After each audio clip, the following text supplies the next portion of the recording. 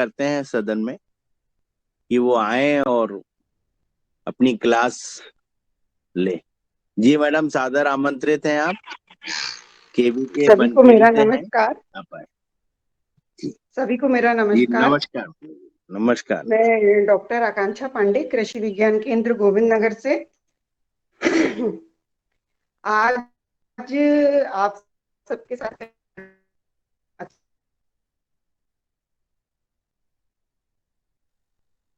आज चूंकि अपनी बात है मोटे अनाज के ऊपर। मोटा अनाज क्या है, मोटा अनाज का क्या महत्व है हमारे जीवन में, इस तरह सब पर आज अपन चर्चा करने वाले हैं। तो सबसे पहले तो मैं आप लोगों को बता दूं कि जो ये मोटा अनाज है वो कोई भी ऐसा नहीं है कि जो कि हमारे लिए कुछ नया है। लेकिन हाँ, जैसे जैसे हमारे कुछ सालों से हमारी कृषि में परिवर्तन आया, हमारे खान पान में परिवर्तन आया, कुछ पाश्चात्य संस्कृति हमारे ऊपर हावी हुई, तो उससे जो हमारा जड़ मूल का या प्राचीन अनाज था उससे हम धीरे धीरे धीरे धीरे दूर हो गए। मोटा अनाज एक बहुत ही जाना पहचाना सा हमारे शरीर के लिए हमारे पूर्वजों का अनाज है, जो कि हमारे देश में बहुतायत मात्रा में पाया जाता है और बहुत सारे देशों में ये होता है। अब अगर अपन बात करते हैं कि इसकी आवश्यकता ही क्यों पड़ी, क्यों हमको इसकी आवश्यकता पड़ी कि मोटे अनाज से हम परिचित हों, क्यों हमें आवश्यकता पड़ी कि हम इसको जाने और इसको अपने आहार में ग्रहण करें। जैसे आपको पता है कि एक समय भारत में जब अनाज की इसकी जरूरत थी और हम उतना उत्पादन नहीं ले पाते तो वैज्ञानिकों पर एक कार्य आ गया था, एक उनके ऊपर एक जिम्मेदारी आ गई थी कि उत्पादन बढ़ाना है। तो चावल, गेहूं, इस तरीके की चीजें आई और उनने अनाज को हमारा जो मोटा अनाज था उसको रिप्लेस कर दिया और ज्यादा उत्पादन की चीजें आ गई। उसके बाद फिर जब अब चूंकि हम उत्पादन में हमारा जो भारतवर्ष है वो बिल्कुल सरप्लस है, बहुत ज्यादा अच्छा उत्पादन होता है। तो अब बात आ जाती है पोषण की।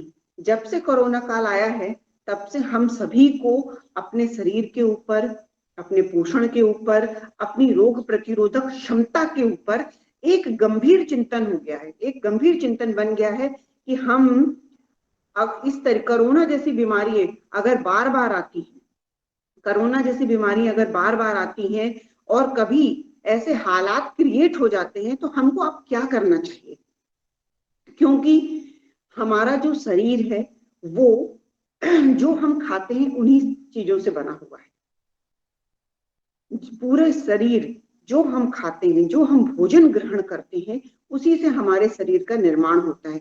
लेकिन जब भी हम भोजन का सामान खरीदते हैं या फिर हम भोजन बनाते हैं या फिर हम ग्रहण करते हैं तो हम कभी भी इस चीज पे बहुत ज्यादा चिंतन नहीं करते हैं कि हमको प्रतिदिन में इतना कार्बोहाइड्रेट लेना है, इतना प्रोटीन लेना है, इतने विटामिन और मिनरल्स लेने हैं, इतना हमको वाटर लेना है। इस चीज पे हम लोग ने बहुत ज्यादा गंभीरता से कभी भी इस चीज का चिंतन नहीं किया। लेकिन जब कोरोना आया, जब बहुत ज्यादा हमको हमारे शरीर की रोग प्रतिरोधक क्षमता को इम्प्रूव करना हुआ, तब हमको पता चला कि नहीं, जो हम खाते हैं हमको उसी में सुधार करना है, हमें हमारी रोग प्रतिरोधक क्षमता करना है। तो इस प्रकार की कोई भी वायरस है, कोई भी बैक्टीरिया जिससे कि हमारा शरीर खुद लड़ सकता है, तब हम सभी को इस बात की जानकारी मिली और हम इसके प्रति संवेदनशील हुए। इसी क्रम में सबसे महत्वपूर्ण है वो हमारा प्राचीन अनाज, मोटा अनाज, जिसको आप लोग आजकल श्री अन्न बोल रहे हैं, माइनर मिलेट्स बोलते हैं, है ना। तो इन जो हमारे माइनर मिलेट्स हैं उसमें दो प्रकार की कैटेगरी आती है, एक मोटा अनाज और एक छोटा अनाज, है ना, मेजर मिलेट और माइनर मिलेट। तो मेजर मिलेट में अपने यहाँ क्या क्या आता है, अपने यहाँ आता है ज्वार, बाजरा, मक्का, इन चीजों को अपन मेजर मिलेट में डालते हैं। उसके बाद अगर अपन माइनर मिलेट की बात करते हैं तो क्या क्या आता है, उसमें आता है कोदो, कुटकी, सांवा, रागी, चना, इस तरीके के बहुत सारे अन्न हैं जो कि हमारे माइनर मिलेट्स में आते हैं। अब अगर बात करते हैं अपन कि इसको गेहूं से भी हमको प्रोटीन मिल रहा है, कार्बोहाइड्रेट मिल रहा है, हमको चावल से भी मिल रहा है, तो हमको इन अनाजों को लेने की आवश्यकता भोजन में क्यों है? तो सबसे पहले मैं आप लोगों को बता दूं कि जो हमारे जितने भी मिलेट्स हैं, वो सब मिलेट्स हमारी जितने भी विटामिन और मिनरल्स हैं जो कि हमारे शरीर के लिए अति महत्वपूर्ण है, वो सब पोषक तत्व मिलेट्स में जितने भी विटामिन और मिनरल्स हैं वो बहुतायत मात्रा में पाए जाते हैं।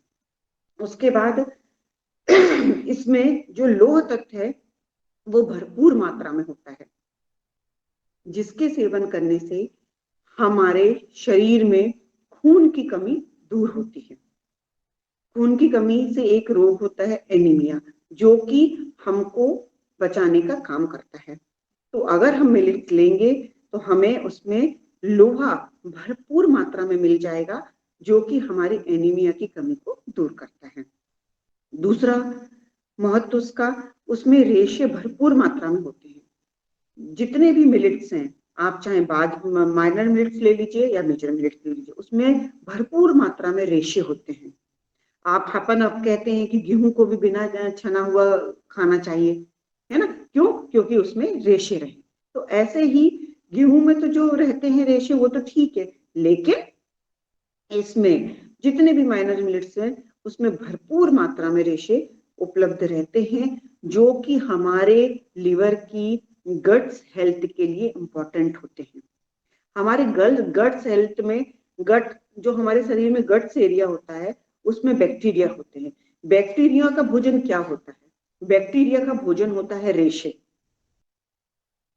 बैक्टीरिया क्या खाते हैं? बैक्टीरिया खाते हैं रेशे, और अगर रेशे नहीं मिलते हैं तो फिर वो हमारी जो अंदर की म्यूकस की परत होती है उनको खाने लगते हैं। इसीलिए कहते हैं कि जो अल्सर के पेशेंट्स हैं, जो कि जिनको भी आंतों में किसी भी प्रकार की कोई दिक्कत आ रही है ना, तो उनको कहते हैं रेशेदार भोजन करना है। क्यों? क्योंकि वहां पर जो एंजाइम्स बैठे हुए हैं जो कि हमारे भोजन को पचाते हैं, भोजन को डाइजेस्ट करने का काम करते हैं, तो उनके लिए क्या है कि रेशे बहुत महत्वपूर्ण होते हैं। और ये जो रेशे हैं वो हमारे जितने भी प्रकार के मिलेट्स हैं उनमें भरपूर मात्रा में पाते हैं।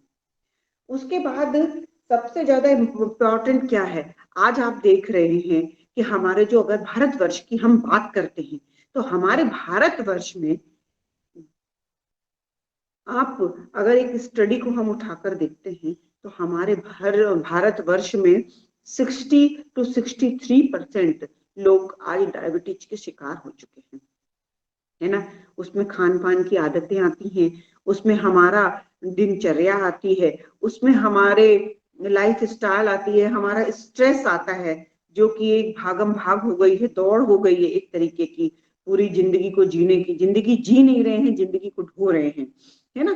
तो उसके कारण, स्ट्रेस के कारण, खान पान की गलती के कारण, एक्सरसाइज नहीं करना, योगा नहीं करना, उसके कारण हम डायबिटीज के पेशेंट्स 60 to 63% हमारे यहाँ हमारे भारतवर्ष में बढ़ रहे हैं। तो एक ग्लाइसेमिक इंडेक्स होता है, मतलब हर फूड का एक वो शरीर में जो रक्त है उसमें ग्लूकोज कितना परसेंट में जा रहा है। अगर हम जैसे रोटी खा रहे हैं तो रोटी में जो कार्बोहाइड्रेट है ना, जो ग्लूकोज उससे हमको मिल रहा है, तो वो हमारे ब्लड में कितनी देरी में जा रहा है, इसको नापते हैं ग्लाइसेमिक इंडेक्स से, है ना? तो जितने भी प्रकार के अगर हम बात करें माइनर मिलेट्स के, तो इनका जो है ग्लाइसेमिक इंडेक्स कम होता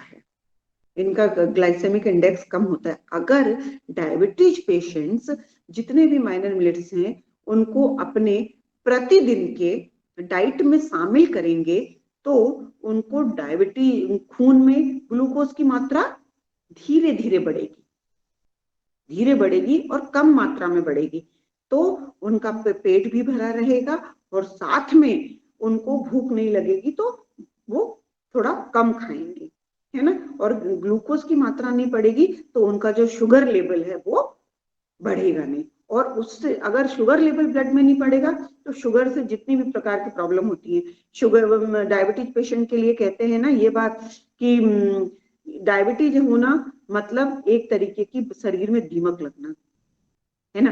धीरे धीरे धीरे धीरे वो शरीर के अंगों को पूरा खोखला कर देती है। तो इसीलिए इसका, चूंकि हमारे माइनर मिलेट्स का ग्लाइसेमिक इंडेक्स कम होता है, इसीलिए हमें इसको अपने आहार में, प्रतिदिन के आहार में जरूर शामिल करना चाहिए। डायबिटिक पेशेंट्स के लिए बहुत अच्छा आहार है। उसके बाद मैं आपको बता दूं कि इसमें ग्लूटेन नहीं होता है। आपने सुना होगा कि कई लोग होते हैं उनको रोटी खाने के लिए मना कर दिया जाता है, चावल खाने के लिए मना कर दिया जाता है, चावल खाने के लिए उनको मना कर दिया जाता है।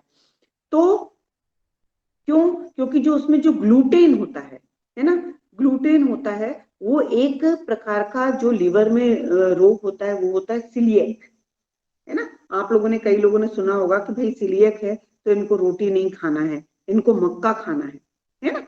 तो ये जो जितने भी प्रकार के हमारे मोटे अनाज हैं, ये सिलिएक रोग जो है ना, जो सिलिएक रोग है वो उसके लिए बहुत अच्छा आहार माना जाता है।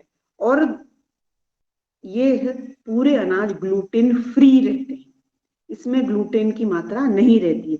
ग्लूटेन की मात्रा मतलब चिपचिपा पदार्थ, जब हम रोटी को बनाते हैं ना तो ऐसे थोड़ा सा हल्का सा चिपचिपा पदार्थ आता है, तो वो होता है ग्लूटेन। और ये ग्लूटेन ये फ्री होता है, तो ये लीवर के लिए एक हेल्दी बहुत अच्छा, लीवर के लिए एक आपका अनाज है। फिर अगर हम बात करते हैं तो जितने भी माइनर मिलेट्स होते हैं वो क्षारीय प्रवृत्ति के होते हैं। आपको पता है कि जब हमारे लिवर में, हमारी बॉडी में एसिड की मात्रा बढ़ जाती है, तो जब एसिड की मात्रा हमारी बॉडी में बढ़ जाती है तो वो हमारे फेफड़ों को ऊपर सभी प्रकार के जो हमारे अल्सर पैदा हो जाते हैं हमारे लिवर के अंदर, हमारी आंतें खराब हो जाती हैं, है ना। तो अगर हम मोटे अनाज का सेवन करते हैं तो ये क्षारीय प्रवृत्ति के होते हैं, है ना, ये क्षारीय प्रवृत्ति के होते हैं। तो ये एसिडिटी, जो एसिडिक मात्रा होती है हमारे शरीर में, वो उसको थोड़ा कम करता है। एसिड मात्रा जो हमारे बॉडी में होती है उसको वो थोड़ा सा कम करता है। और इससे क्या है कि हमारे पेट में जलन होना, एसिड मुंह में आना, है ना, और इस तरीके की जो गंभीर समस्याएं, अल्सर जैसी समस्याओं से ये हमको मोटा अनाज बचाता है। उसके बाद अगर हम बात करते हैं कि मोटे अनाज में आज जैसे कि मैंने आपको डायबिटीज की बात बताई, वैसे ही आप सभी लोग अच्छे से जानते होंगे कि हमारे हर परिवार में कहीं ना कहीं एक बीपी का पेशेंट होगा ही, बीपी का पेशेंट होता ही है ही। तो उच्च रक्तचाप को कम करने के लिए, उच्च रक्तचाप को कम करने के लिए मैग्नीशियम बहुत काम करता है। तो जो मैग्नीशियम है,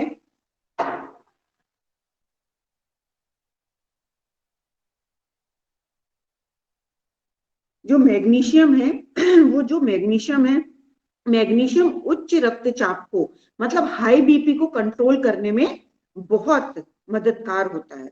और मैग्नीशियम हमारे, मैंने जैसे आपको शुरू में ही बताया कि विटामिन और मिनरल से भरपूर होता है, इसीलिए मैग्नीशियम अगर हम मोटे अनाज को ग्रहण करते हैं तो हमारे प्रतिदिन की डाइट में, हमारे प्रतिदिन की डाइट से हमको मैग्नीशियम भरपूर मात्रा में मिल जाएगा, जो कि बीपी वाले पेशेंट्स के लिए बहुत अच्छा होता है। तो आपको मोटे अनाज को अल्टरनेट कर कर, कभी कुछ खा लिया, कभी कुछ खा लिया, कभी बाजरा ले लिया, कभी आपने ज्वार ले लिया, कभी आपने कोदो ले लिया, कभी कुटकी ले लिया, इस तरीके के आप कोई भी आहार अपने उसमें शामिल कर सकते हैं जिससे कि मैग्नीशियम मिले और आपको बीपी की जो प्रॉब्लम है, क्योंकि हमको ये कहने में तो बहुत छोटा छोटा लगता है ना, डायबिटीज है, हमको बीपी है, आजकल गोलियां भी आ गई हैं, है ना। लेकिन जितनी भी प्रकार की गोलियां हैं वो अगर हम खाते हैं तो उससे क्या होता है कि कहीं ना कहीं वो साइड इफेक्ट करती है हमारे लिवर के ऊपर, हमारी किडनी के ऊपर, है ना। तो इसीलिए क्योंकि हमारा पूरा शरीर ही जो हम खाते हैं उससे बना हुआ है, और अगर कोई भी ऐसी समस्या है जो कि भोज्य पदार्थों के अनियंत्रण से बनी हुई है ना, हमारी डाइट से संबंधित है, तो हम 3 महीने अगर उसके हिसाब से आहार ले लेते हैं तो वो हमें किसी भी दवाई का आवश्यकता नहीं होती, हम आहार से ही निरोगी रह सकते हैं। उस तरीके का कोई, हर बीमारी का अलग अलग आहार होता है, और उस आहार को अगर हम ग्रहण करते हैं, थोड़ा सा हम अपने डाइट में, आहार नियोजन में थोड़ा सा परिवर्तन करते हैं, तो हम अपने आप अपनी बीमारी को दूर कर सकते हैं। और अगर आपको बीपी है तो एक तो सबसे पहले कि नमक, सेंधा नमक खाने का शुरू कर दीजिए, और दूसरा सबसे बड़ी बात है कि आप मोटे अनाज को शामिल कर लीजिए जिसमें कि मैग्नीशियम भरपूर मात्रा में होता है। उसके बाद अगर हम बात करते हैं कि मोटे अनाज में पाया जाता है फाइटेट, फिनॉल एवं टैनिन। हमारे जैसे जैसे हमारा शरीर बढ़ता है, जैसे जैसे हमारी उम्र बढ़ती है, वैसे वैसे क्या होता है कि हमारा जो डाइजेशन होता है वो कमजोर होने लगता है ना। तो वैसे वैसे हमारे जो डाइजेशन करने की क्षमता होती है वो थोड़ा कमजोर होने लगती है। तो इसमें जितने भी मोटे अनाज है इसमें फाइटेट पाया जाता है, फिनॉल पाया जाता है और टैनिन पाया जाता है, जो कि हमारी बढ़ती हुई उम्र के जो लक्षण है वो उनको कम करता है, हमारा जो हमारा डाइजेशन ठीक करता है, जिससे कि हमारा शरीर सुचारू रूप से कार्य कर सकता है। इसके बाद आपको बताएं, आप लोगों ने बहुत नाम सुना होगा ओमेगा 3 फैटी एसिड, इस तरीके की आप लोगों ने नाम, हमने बहुत चीजों के सुन लिए हैं कोरोना काल में। तो ओमेगा 3 फैटी एसिड है जो इसमें बहुतायत मात्रा से में पाया जाता है। कितने भी प्रकार के, अगर आप बात करें, बाजरा की बात करें, कोदो कुटकी की बात करें, तो इसमें बहुतायत मात्रा से पाया जाता है, जो कि हमारे कोलेस्ट्रॉल को नियंत्रित करने में सहायक होता है। हमारे जितने भी कोलेस्ट्रॉल हैं और हमारे शरीर को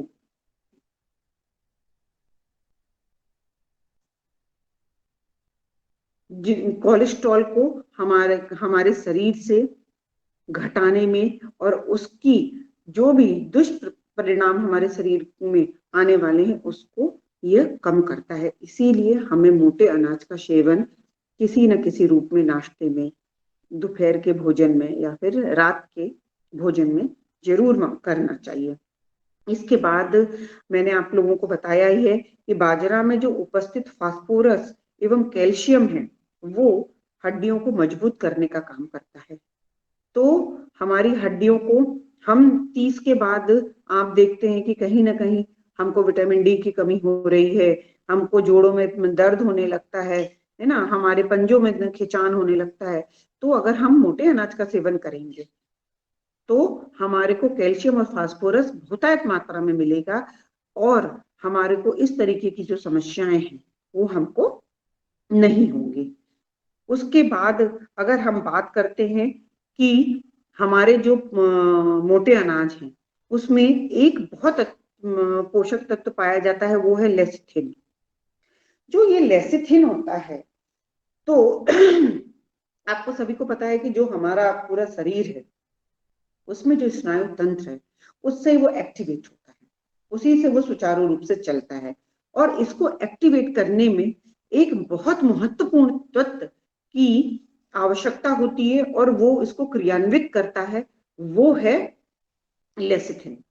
तो लेसिथिन अपने मोटे अनाज में बहुतायत मात्रा में पाया जाता है, जो कि हमारे स्नायु तंत्र को मजबूत करने में और उसकी क्रियाशीलता को सुचारू रूप से बनाए रखने के लिए अति आवश्यक है।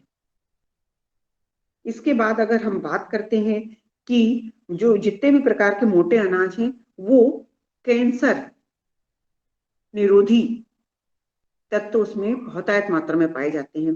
कैंसर जिन कारणों से हमारे शरीर में बनता है, होता है, उन कारणों को दूर करने में हमारे जो मोटे अनाज है वो बहुत मात्रा में पाए जाते हैं। तो वो एक हो गया आपका पॉलीफेनोलिक एसिड, दूसरा टैनिन और फाइटेट।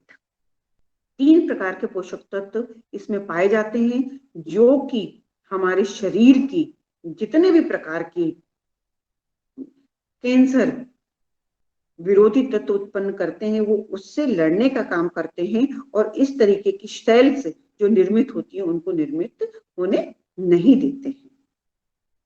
उसके बाद अगर हम बात करें कि जैसे कि मैंने आपको शुरू में ही बताया कि बाजरा जितने भी मोटे अनाज है उनमें रेशे बहुतायत मात्रा में पाए जाते हैं। तो जब हमारे शरीर में रेशे ज्यादा पाए जाएंगे तो जो लोग भी मोटे लोग हैं, जो कि आजकल आप लोग कहते ही हैं कि अगर आपका वजन ज्यादा है, आपके शरीर की लंबाई उम्र के अनुसार आपका वजन नहीं है तो आपको बहुत सारी बीमारियां घेर लेती है। मोटापा एक प्रकार की बीमारी ही है, ऐसा आज हम सब जानते हैं और मानते भी हैं। तो चूंकि जो ये मोटा अनाज है इसमें रेशे बहुतायत मात्रा में पाए जाते हैं, तो अगर इनको अपन भोजन में ग्रहण करते हैं तो जितने भी प्रकार के हमारे को भोजन में पचने में जो समय लगता है वो इसमें थोड़ा ज्यादा लगेगा। रेशे को पचाने में समय ज्यादा लगता है और हमको भूख कम लगेगी। भूख अगर हमको कम लगेगी, उसका समय बढ़ जाएगा तो हम कम भोजन ग्रहण करेंगे। कम भोजन ग्रहण करेंगे तो हमको मोटापा होने का कोई भी प्रकार का रिस्क नहीं रहेगा। उसके बाद एक आज बहुत ही नॉर्मल सी बीमारी है जिसको अपन कब्ज बोलते हैं। रेशे इसमें क्योंकि बहुतायत मात्रा में है तो ये है आपके आंतों की, लिवर की, गट्स की और कब्ज की समस्या को भी ये बहुत अधिक मात्रा में नियंत्रित करता है कि भाई पेट साफ हो जाता है। अगर आपको कब्ज नहीं रहती है तो आप दिन भर अच्छा सा फील करते हैं और आपका जो सुचारू रूप से आपकी जो एक दिनचर्या है वो अच्छे से चलती है। तो इसलिए आपको मोटे अनाज की, जो कि मैंने आपको मोटे मोटे तौर पर इतने फायदे बता दिए और मैंने आपको बताया कि इसमें कितने प्रकार के चीजें होती हैं, तो अब आप लोगों को इस चीज को समझ गए होंगे कि मोटा अनाज हमारे लिए कितना महत्वपूर्ण है। इसमें ऐसा कोई भी पोषक तत्व नहीं है जो कि इसमें नहीं पाया जाता है। अब एक मैं सबसे महत्वपूर्ण बात आप लोगों को बताना चाहती हूँ कि जितने भी मोटे अनाज हैं उन्हें किसी भी प्रकार की दवाई का रासायनिक दवाई का छिड़काव करने की आवश्यकता नहीं होती है। उसमें किसी भी प्रकार की रासायनिक दवाई नहीं डलती है, उसमें किसी भी प्रकार का यूरिया, डीएपी इस तरीके के बाहरी रासायनिक पोषक तत्व नहीं डलते हैं। इसमें किसी भी प्रकार का कोई भी, आप ये समझिए जैसे मूंग की बात करते हैं तो शरद जी अच्छे से जानते हैं कि पैराकाट डाल देते हैं लोग सुखाने के लिए, ऐसे करने के लिए।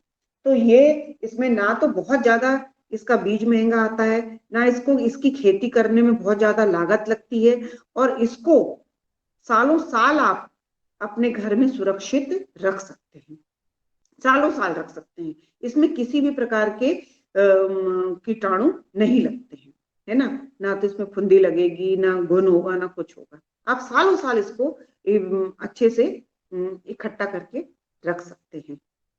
आप देख रहे हैं आज रासायनिक दवाइयों का कितना प्रभाव है, कितना ज्यादा प्रभाव है। हमारी भूमि तो बंजर हो रही है, साथ में हमारा शरीर भी खोखला हो रहा है। कितने ही रासायनिक दवाइयां आज, जो कि अंधाधुंधी की दौड़, उत्पादन की अंधाधुंधी की दौड़ है, तो आज हमारे किसानों को हम चाहे कितना ही समझाते हैं लेकिन उसके बाद भी रासायनिक दवाइयों का उपयोग और साथ में वो रासायनिक उर्वरकों का उपयोग बहुत मात्रा में करते हैं, जो कि वही उत्पादन होता है और वही हम उपभोग करते हैं। उपभोग जब हम करते हैं तो वही चीज, वही हमारे शरीर में जब जाता है तो हमारे शरीर में किडनी की, लिवर की और कहीं ना कहीं हमारे पूरे शरीर को वो खोखला कर रहा है। रासायनिक दवाई, कैंसर के कितने ही नए केसेस अभी आने को मिल गए हैं, कितने किडनी के नए केसेस आने को मिल गए हैं। क्यों? क्योंकि रासायनिक दवाई और अनाजों में किसानों की मजबूरी है, क्योंकि बहुत सारे बीमारियां लगती हैं, सब है तो उपयोग करते हैं। लेकिन मोटे अनाज में किसी प्रकार की कोई बीमारी नहीं लगती है और किसी प्रकार का कोई रासायनिक दवाई का उपयोग नहीं होता है। तो अगर आपको जैविक भोजन करना है तो आपको कहीं ना कहीं मोटे अनाज को अपने आहार में उपयोग करना पड़ेगा ही, और करना चाहिए, जो कि आपके एक स्वस्थ जीवन के लिए अत्यंत आवश्यक है। मेरी अगर बात करते हैं तो मैं जब इस सब्जेक्ट में आई तो मुझे इन सब चीजों की नॉलेज थी, लेकिन वो मेरे लिए अवेलेबल नहीं था, तो मेरे बच्चे इसके बारे में कुछ भी नहीं जानते। हाँ, अब चूंकि इसकी अवेलेबिलिटी बनी है, इसकी उत्पादकता, प्रोडक्शन बढ़ा है, तो अब बेटे बच्चों को भी इसकी जानकारी दे रहे हैं। तो चूंकि ये तो हमारे पूर्वजों का चीज है खाने की, हमारे पूर्वज इस चीज को इस्तेमाल करते थे, तो हमको भी अब हमारे दैनिक जीवन में कहीं ना कहीं छोटे छोटे रूप में हमको इसको, जितने भी मोटे अनाज है उनको खाना की आवश्यकता है। और अगर हम खाएंगे तो मैंने जैसे आपको एक लंबा बताया कि क्या क्या हमको स्वास्थ्य लाभ होते हैं, वो आप सबको स्वास्थ्य लाभ मिलेंगे। इसी के साथ अगर आपका कोई क्वेश्चन है तो आप मुझसे पूछ सकते हैं, और भी अगर आपको जानकारी, क्योंकि ये तो एक बहुत बड़ा टॉपिक है, एक रागी पे ही हम एक लंबा बोल सकते हैं, है ना। तो आज चूंकि मोटे अनाज पर ही पूरा एक टॉपिक था, तो अपन और भी कभी किसी एक सब्जेक्ट पे आप लोग लेना चाहेंगे तो ले लेंगे। इसके बाद में आप लोगों के क्वेश्चन आमंत्रित करती हूँ। जी जी जी, धन्यवाद आकांक्षा जी, आपने अभिनंदन आपका, आपने मोटे अनाज पर बहुत ही अच्छी जानकारी दी कि हमारे शरीर के लिए, हमारे आहार के में हमें मोटा अनाज कितना महत्वपूर्ण है। तो आगे सदन में सभी ने हैंड राइज किए हैं, तो उनमें हम आदरणीय हीरालाल भाई साहब को आमंत्रित करते, वो आए और हमारे बहन से संवाद करिए। आदरणीय जी, ओम, बहुत बहुत साधुवाद आपका। इतनी गहरी जानकारी, इतनी महत्वपूर्ण जानकारी आपने इन मोटे अनाजों के बारे में दी, और फसल के बारे में, उत्पादकता और उसमें गुणवत्ता, उसके तत्व, न्यूट्रिशन।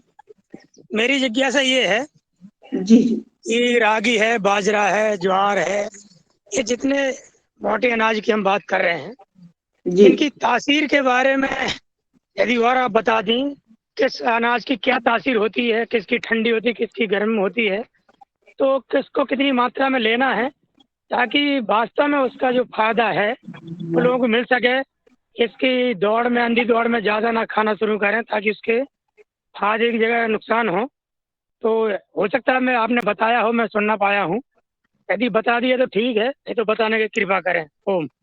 देखिए, जितने भी मोटे अनाज की अगर अपन बात करते हैं, है ना, तो उसमें अगर अपन बात करते हैं बाजरा की, है ना, कुटकी की, है ना, रागी की, तो ये सब गर्म तासीर की है।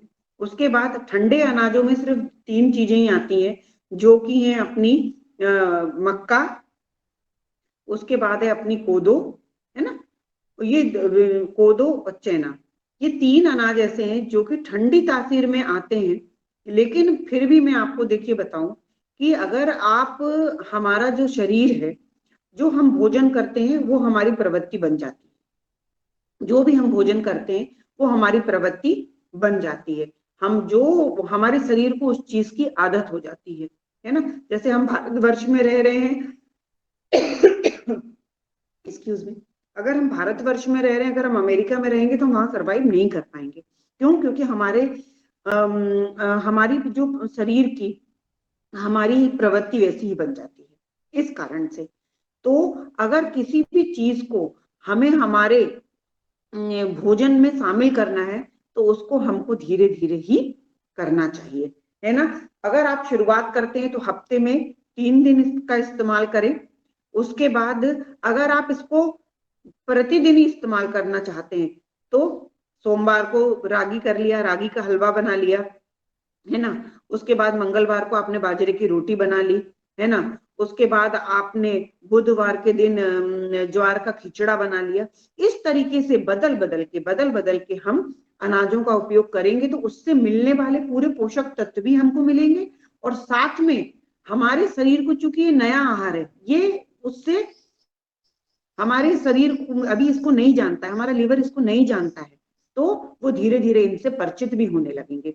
जैसे कि जो वेजिटेरियन होते हैं वो वेजिटेरियन ही फूड खाते हैं, और नॉन वेजिटेरियन होते हैं वो नॉन वेजिटेरियन भी पचा लेते हैं, है ना। तो वो हमारे शरीर के ऊपर है कि हम जो आहार लेते हैं उसकी अगर हमको आदत हो जाती है तो वो उससे किसी प्रकार का कोई साइड इफेक्ट नहीं होता है। और हमारे आहार में हमको धीरे धीरे ही कोई परिवर्तन करना चाहिए जिससे कि हमारी बॉडी आराम से उसको रिस्पॉन्ड कर सके। जी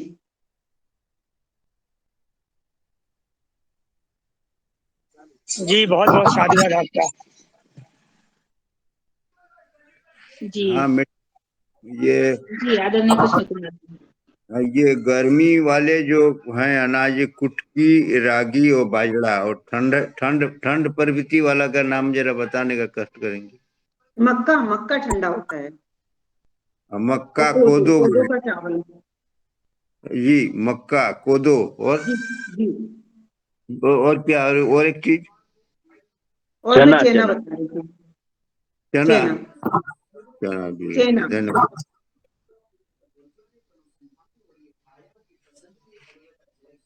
जी, आगे आदरणीय जी अजित कुमार सिन्हा जी सादर आमंत्रित है। मैडम नमस्कार, काफी अच्छी जी जानकारी रही। मैं बीच में जुड़ा हूँ। जी जी मेरा सवाल है कि ये जितने भी मिलेट्स हैं जिनके ऊपर आज हम मोटे अनाज, एक वर्ड हमने डाला है, पता नहीं ये मोटे अनाज क्यों कहते हैं इनको। वास्तव में देखा जाए तो ये सभी दिखने में बहुत छोटे हैं। जो श्रीधान्य मिलेट हैं पांचों, और उसके बाद ज्वार, बाजरा, ये दिखते बहुत छोटे हैं एक्सेप्ट मक्का और चना छोड़ करके। फिर ये नाम गलत उच्चारण कहें हम या गलत प्रचलन कहें, इनको हमने मोटे अनाज क्यों बोला? देखिए, मोटे अनाज इसलिए क्योंकि जो ये इनके ऊपर का जो लेयर होती है ना, वो मोटी होती है। जो इनकी जितने भी अनाज हैं, इनकी जो लेयर होती है वो बहुत हार्ड होती है। ऊपर की जो इनकी परत होती है ना, वो बहुत हार्ड होती है, और इनको किसी भी परिस्थिति में आराम से उगाया जा सकता है ना। तो मोटा बंदा जो कि कहीं पे भी लड़ाई लड़ ले, ऐसा वाला, आप समझ रहे हैं ना, इसीलिए इनको मोटे अनाज कहा जाता है, क्योंकि ये बहुत स्ट्रेंटिंग होते हैं। इनको अगर आप सालों साल भी रखते हैं ना तो ये खराब नहीं होते। इनमें किसी प्रकार की आपको कोई भी रासायनिक दवाई इनको सुरक्षित रखने के लिए नहीं आवश्यक होती है। अगर आप खेतों की भी बात करें तो इसमें किसी प्रकार की कोई रासायनिक दवाइयों का ज्यादा उपयोग नहीं करना पड़ता है। इसीलिए इनको मोटा अनाज, मतलब इनमें ज्यादा अपने आप को सुरक्षित रखने की क्षमता है, इसलिए इनको मोटा अनाज कहते हैं। फिर भी मैं आपको बता दूं कि दो प्रकार के मिलेट हैं, एक तो मेजर और माइनर, है ना। तो उसमें आ जाएंगे अपने बाजरा, मक्का, है ना, और ज्वार, है ना। और फिर ये जो माइनर मिलेट है इनको छोटा अनाज कहेंगे। उनमें आ जाएंगे अपने रागी, कोदो, कुटकी, ऐसा छोटे वाले अनाज, है ना। दो चीजों में डिवाइड किया है। वो तो एक प्रचलन भाषा आ गई है, मोटा अनाज मोटा अनाज। जी धन्यवाद मैडम। बहन जी, ये अपने बताना सभी चाहूंगा मैं। विज्ञान केंद्र में मिलेंगे क्या ये मोटे अनाज अपने विज्ञान केंद्र में मिलेंगे क्या? हाँ जी, हाँ जी, हाँ जी। हमारे पास बीज भी अवेलेबल है, अगर आपको लगाना होगा तो आप लगा सकते हैं। जी मैडम, बिल्कुल संपर्क करेंगे आपसे। जी जी, हमारे हीरा पास अभी सावा का और हमारे पास कोदो का बीज है। जी जैविक हीरा है? कुछ पूछना चाहते हैं? जी मैं रघुवीर सिंह रावत, देहरादून से। स्वागत है। जी मेरा एक रिक्वेस्ट है मुख्य जी अतिथि जी से जी कि जी कृपया ये सभी जितने भी आपने बताया कि माइनर मिलेट या मेजर जो मिलेट्स हैं, इनकी उत्पादकता कितनी है पर एकड़ या पर वो, तो थोड़ा इसके बारे में जानकारी दें। और इसमें क्या हाइब्रिड किस किस में है, कितना काम हुआ है, थोड़ा इस बारे में बताएं तो। क्योंकि इस पे ये मिलेट वर्ष है और इसमें काफी जोर दिया जा रहा है, तो किसान भी अपनी तरफ से तैयारी करे कि मुझे कितना फायदा होगा या क्या, क्योंकि अब तो किसानी भी एक अ, ये भी देखा जाता है कि हमें कितना इससे फायदा या नुकसान हो रहा है। जी। तो आप अगर चाहें तो मेरा अलग से नंबर ले सकते हैं, है ना, और फिर मैं आपको इसके बारे में पूरा अच्छे से बता सकती हूँ। क्योंकि ये क्या है कि अलग अलग मिलेट्स की अलग अलग होती है, और जनरली तो अगर अपन मिलेट्स की बात करें तो मैं थोड़ा सा आप लोग को बता दूं कि सबसे पहले तो अगर आप कोदो कुटकी और रागी की बात करते हैं, सामा की, तो जिस खेत में पानी का भराव नहीं होता है, उसमें बरसात में ये पहली बात तो बरसात में उगेगा, ये बरसात में लगाने वाली फसल है, पहली बात। दूसरी बात है कि ऐसे खेत हमको चाहिए हैं जहां की पानी का भराव नहीं हो, थोड़ा हल्का सा जो ढलान होता है वैसे वाले खेत चाहिए हैं, दूसरी बात। तीसरी बात ये है कि ये या तो आप इसको रो टू रो, मतलब जनरली तो सीड ड्रिल से इसकी बुवाई होती नहीं, अगर सीड ड्रिल से बुवाई होती है तो जितना इसका बीज रहता है उतना 1 एकड़ में 3 किलो बीज लगता है, और उस 3 किलो में रेत मिला लेते हैं या फिर यूरिया या डीएपी मिला लेते हैं, और उसके बाद उसको सीड ड्रिल से बुवाई कर देते हैं। और नहीं तो ये छटकना ही बुवाई होती है। उसके बाद इसमें कोई भी खरपतवार नाशक दवाई नहीं डलती है। क्यों? क्योंकि ये खुद ही एक प्रकार का कचड़ा है ना, तो इसमें किसी प्रकार की कोई खरपतवार दवाई नहीं लगती है। तो अगर अपन बीज की दर की बात करें और 1 हेक्टर की बात करें तो ये 12 से 15 किलो 1 हेक्टर में लगेगा। उसके बाद इसकी जो उपज है वो आप समझिए कि कम से कम, अगर आप उसमें किसी प्रकार की कोई भी सिर्फ गोबर की खाद का ही इस्तेमाल कर रहे हैं तो 1 हेक्टर में कम से कम इसकी जो उपज है वो आ जाती है 6 क्विंटल, 6-7 क्विंटल। थोड़ी उपज इसकी कम होती है, लेकिन आज जो आईसीआर ने कई सारी वेराइटी निकाल ली हैं जो कि हाइब्रिड हैं, जो कि अच्छा उत्पादन भी, इससे भी ज्यादा उत्पादन देती है, लेकिन अभी जो हमारे पास वेराइटी है वो इतना ही उत्पादन देती है। इसमें बहुत ज्यादा किसी प्रकार का रोग वगैरह लगता नहीं है। अगर आप कल्लों की संख्या की बात करें तो एक में कम से कम आप समझिए 4 से 8 कल्ले आते हैं। तो और बाकी अगर आपको और भी इसकी डिटेल जानकारी चाहिए किसी पर्टिकुलर की, क्योंकि अलग अलग बहुत सारी वैरायटी आ गई है, जबलपुर में भी काफी सारी वैरायटी उपलब्ध है ना, आपके हैदराबाद में भी काफी सारी वैरायटी उपलब्ध है। तो इसके लिए आप अलग से मेरा नंबर ले लीजिएगा शरद जी से, तो आप मेरे से संपर्क कर सकते हैं, तो मैं आपकी पूरी डिटेल जानकारी आपको दे दूंगी।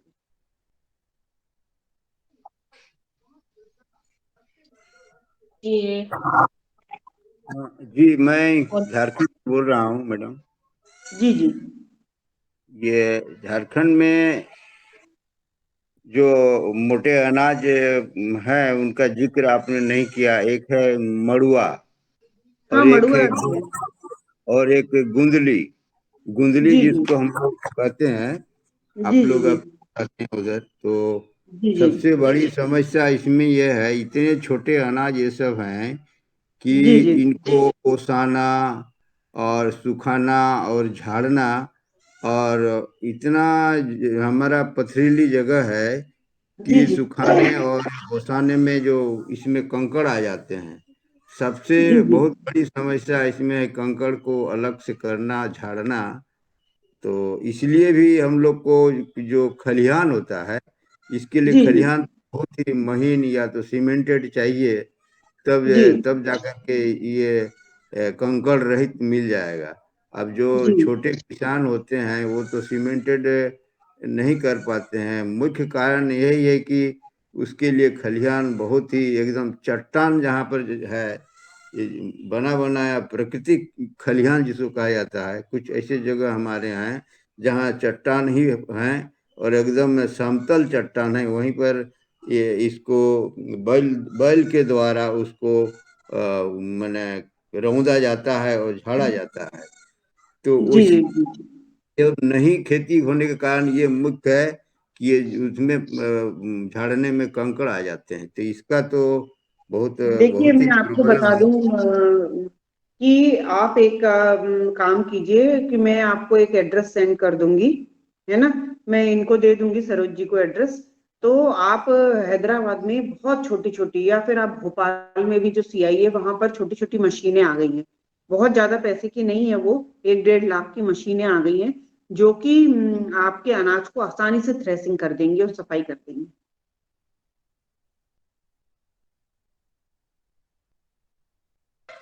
जी धन्यवाद हेलो। मैडम। हाँ हेलो। ये भाई जी साहब का जो सवाल है उसके संदर्भ में मैं थोड़ी जानकारी दूं कि सर बहुत आसान काम है, मशीनें तो मैडम बोलेंगे उस तरह से इस्तेमाल कर सकते हैं, लेकिन प्लास्टिक की ताड़पत्री होती है, प्लास्टिक के गोने जिसको बोलते हैं अपन, वो भी अगर बिछा दिए तो भी ये काम आसानी से होता है, चाहे पथरीली जमीन हो या कुछ भी हो। हम लोग सालों से तिल्ली जो होती है, तिल्ली तो बहुत छोटी होती है, तो ये तिल्ली को झाड़ कर उसको इकट्ठा करने का काम हम प्लास्टिक के जो ताड़पत्रियां होती है या गोने होते हैं उसके जरिए भी किया जा सकता है। ये हमें जानकारी दी।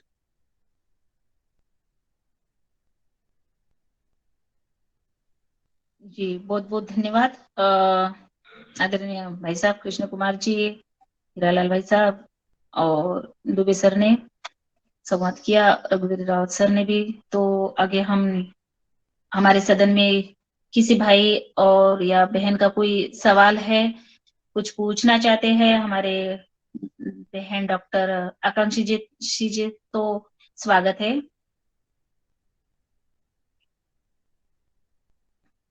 तो चलिए ठीक है। जी शरद भैया जी, स्वागत है आपका। जी मैडम का बहुत बहुत स्वागत है, और उन्होंने हमारे अनुरोध को स्वीकार किया, वो उसके लिए बहुत बहुत उन्हें साधुवाद। जी मैडम, हमने इस बार बनखेड़ी गए थे तो बहुत सारे व्यंजन हमें टेस्ट करने को मिले, और जी जी बहुत जी अच्छा नमकीन वहाँ पे, जी रागी के, और बहुत सारी मिठाई। तो वो जी कैसे बनाते हैं मैडम, कैसे उसका वो करते हैं? बहुत इतने स्वादिष्ट व्यंजन थे कि हम लोगों ने कुछ ज्यादा ही खा गए उनको। तो थोड़ा जी सा उनके जी विषय में भी आप बताइए। जी जी जी बिल्कुल। शरद जी, जैसे कि आजकल अपन आप देख रहे हैं कि घर में बहुत ज्यादा चीजों का निर्माण नहीं हो पाता है, और समय नहीं रहता है महिलाओं पे। महिलाएं भी काफी वर्किंग हो गई हैं। तो आज बिस्किट और ये जो नमकीन इस तरीके की चीजें मिलते हैं, तो हमने रागी का नमकीन बनाया था, जो कि अपन ने 1 किलो रागी का आटा ले लिया। उसमें अपन ने नमक, अजवाइन और अपना थोड़ा सा गरम मसाला इस तरीके से डाला, और उसमें जो तेल होता है, तो तेल का अच्छे से मोयन लगाया। और उसके बाद जैसे अपन बेसन का नमकीन बनाते हैं, सेम वैसा ही नमकीन हमने उसका तैयार किया था, सेव तैयार किए थे। और अगर आप चाहें तो इसमें और भी चीजें कर सकते हैं, मूंगफली दाना डाल सकते हैं, चने के दाने डाल सकते हैं, इस तरीके से। तो बेसन से आप जानते हैं कि बेसन से काफी लोगों को प्रॉब्लम हो जाती है। तो अगर आप रागी का नमकीन तैयार कर लें घर में, तो रागी के नमकीन बेसन के नमकीन से काफी अच्छा हो जाएगा। और थोड़ा बहुत अगर अपन को स्नैक के रूप में कभी ज्यादा भूख लगती है, स्कूल से आते हैं बच्चे वो, तो अपन थोड़ा खा सकते हैं। तो उसके लिए ये बहुत अच्छी चीज है। तो आप रागी का, जैसे आप सेव बेसन का नमकीन सेव बनाते हैं, वैसे ही आप रागी की सेव बना के भी घर में रख सकते हैं। उसके बाद हमने कोदो की, कुटकी की और रागी की, तीनों की हमने बिस्किट तैयार किया था। तो आप चाहो तो आप अलग अलग इसका बिस्किट भी बना सकते हो, और अगर आप चाहो तो इसको आप अलग अलग बिस्किट भी बना सकते हो। अब इसमें ये हो जाता है कि रागी चूंकि थोड़ा सा वैसा होता है, हार्ड होता है, तो इसमें जो घी की मात्रा है वो थोड़ा ज्यादा लगती है। और अगर आप चाहो तो आधा मैदा ले लो और आधा ये किसी भी प्रकार का आटा ले लो। तो इस तरीके से भी आप आसानी से उसको बना सकते हो। तो उसके लिए अपन को क्या करना है, 1 कटोरी मैदा लेना है, 1 कटोरी घी चाहिए, और 1 कटोरी अपना शक्कर चाहिए, है ना। अब ये आपके लिए फिर से ऑप्शनल है, आप शक्कर भी ले सकते हैं, गुड़ भी ले सकते हैं। तो सबसे पहले आपको घी और शक्कर को अच्छी तरीके से फेंटना है, खूब अच्छी तरीके से फेंटना है जब तक कि वो पूरा पफी ना हो जाए। फिर उसके बाद आपको क्या करना है, उसमें आधा चम्मच बेकिंग सोडा डालना है। उसके बाद आपको वो 1 कटोरी आटा रागी का मिलाना है, उसको फिर अच्छे से फेंटना है। उसके बाद उसको आपको 10 मिनट रखना है और उसके बाद आप चाहो तो जिसमें अपन बाटी बनाते हैं घर के ओवन में, उसको आपको प्री हीट कर देना है। उसके बाद आपको किसी भी एक प्लेट में हल्का सा घी लगाकर उसको छोटे छोटे रूप देकर, गोल गोल रूप देके आपको उसमें बना लेना है, या फिर आपको 280 डिग्री सेंटीमिनट में 10 से 12 मिनट के लिए आपको ओवन में रखना है। तो आपका अच्छे से बिस्किट तैयार हो जाएंगे। ऐसे ही सभी प्रकार के बिस्किट बन जाएंगे। उसके बाद आप देखेंगे जैसे रागी के, अगर आप बाजरे के लड्डू तो मेरे ख्याल से घर में सभी ने खाए होंगे, कि बाजरे को अपन ने अच्छे से घी में भूना, भूनने के बाद इसको गुड़ मेल्ट किया, गुड़ मेल्ट करने के बाद उसमें अच्छे से बांधा और ऊपर से फिर मम्मी लोग तिल्ली लगा दिया करती थी। तो बहुत खाए हैं हमने। मठरी भी आसानी से बन सकती है, जैसे अपन गेहूं की मठरी बनाते हैं अपन, वैसे ही सीधे सीधे रागी की मठरी भी बना सकते हैं। मतलब आप समझिए कि जितने भी अनाज हैं उनको आपको सिर्फ रोटी में और चावल में नहीं खाना है, उनको आपको अलग अलग व्यंजन भी बन सकते हैं। अगर मैं रागी की बात करूं तो आप उसको ढोकला बना सकते हैं, आप उसका क्या कहते हैं, डोसा बना सकते हैं, इडली बना सकते हैं, कई तरीके के व्यंजन आप लोग इसके बना के जैसे खा सकते हैं। तो आप थोड़ा वैरायटी भी मिल जाएगी। जी, आपके बिस्किट बहुत जोरदार थे, इतने बढ़िया नहीं पसंद बिस्कुट आए तो वो सभी को बहुत। बहुत पसंद आए। जी जी जी जी जी, 2-3 प्रकार के बनाए थे अपन ने, इसमें थोड़ा कोकोनट पाउडर वाले भी बनाए थे। जी जी जी बढ़िया। जी जी जी, बहुत सुंदर बहना आपने बताया है कि हम बिस्किट, रागी के सेव, बहुत सुंदर। आप फिर वो मार्केटिंग भी करते हो बेन? हाँ, मार्केटिंग करते हैं मैम हम लोग। अच्छा। हालांकि जो कृषि विज्ञान केंद्र का मूल उद्देश्य है ट्रेनिंग देना, सिखाना जी लोगों को, जी हमारा मेन उद्देश्य यही है। और लेकिन हाँ, फिर उसके बावजूद भी अगर जैसे हम लोग कुछ जो प्रोडक्ट बना लेते हैं तो कुछ थोड़ा सा मतलब मेले वगैरह में किसमें तो थोड़ा सा एडवर्टाइजमेंट करने के लिए मार्केटिंग भी करते हैं। अच्छा, तो फिर कितना परसेंट इसमें ये लाभ मिल रहा है आपको, कि ये बेच रहा है, कितना हो रहा है इसका नहीं, प्रॉफिट? बेचने का उद्देश्य नहीं है मैम, हमारा सिर्फ अवेयरनेस का उद्देश्य है, जागरूकता का उद्देश्य है, बेचने का कोई पर्पज नहीं रहता है नहीं, हमारा। उसका मतलब, मेरा मतलब वही कि आपका वो कितना वो जा रहा है, कि कितने लोग उसको ये कर रहे हैं, एक्सेप्ट कर रहे हो खाने के लिए? देखिए, इसका परसेंट तो अभी अभी की मैं आपको बात कर रही हूँ, उत्पादकता तो मैं 2018 से करवा रही हूँ अपने एरिया में। अब वो 3 चीजों का, कोदो, कुटकी और सांवा का उत्पादन तो हम लोग 2018 से यहाँ पे करवा रहे हैं, जिससे कि लोगों की थोड़ा सा आहार में ये चीजें शामिल हो और थोड़ा पोषण तत्व मिले। लेकिन हाँ, जी इसके जो हमने बनाए हुए हैं व्यंजन, वो भी हमने अभी बनाए हैं। तो अभी हमको 1.5 साल हुआ है, लेकिन काफी रिकमेंडेशन आती है।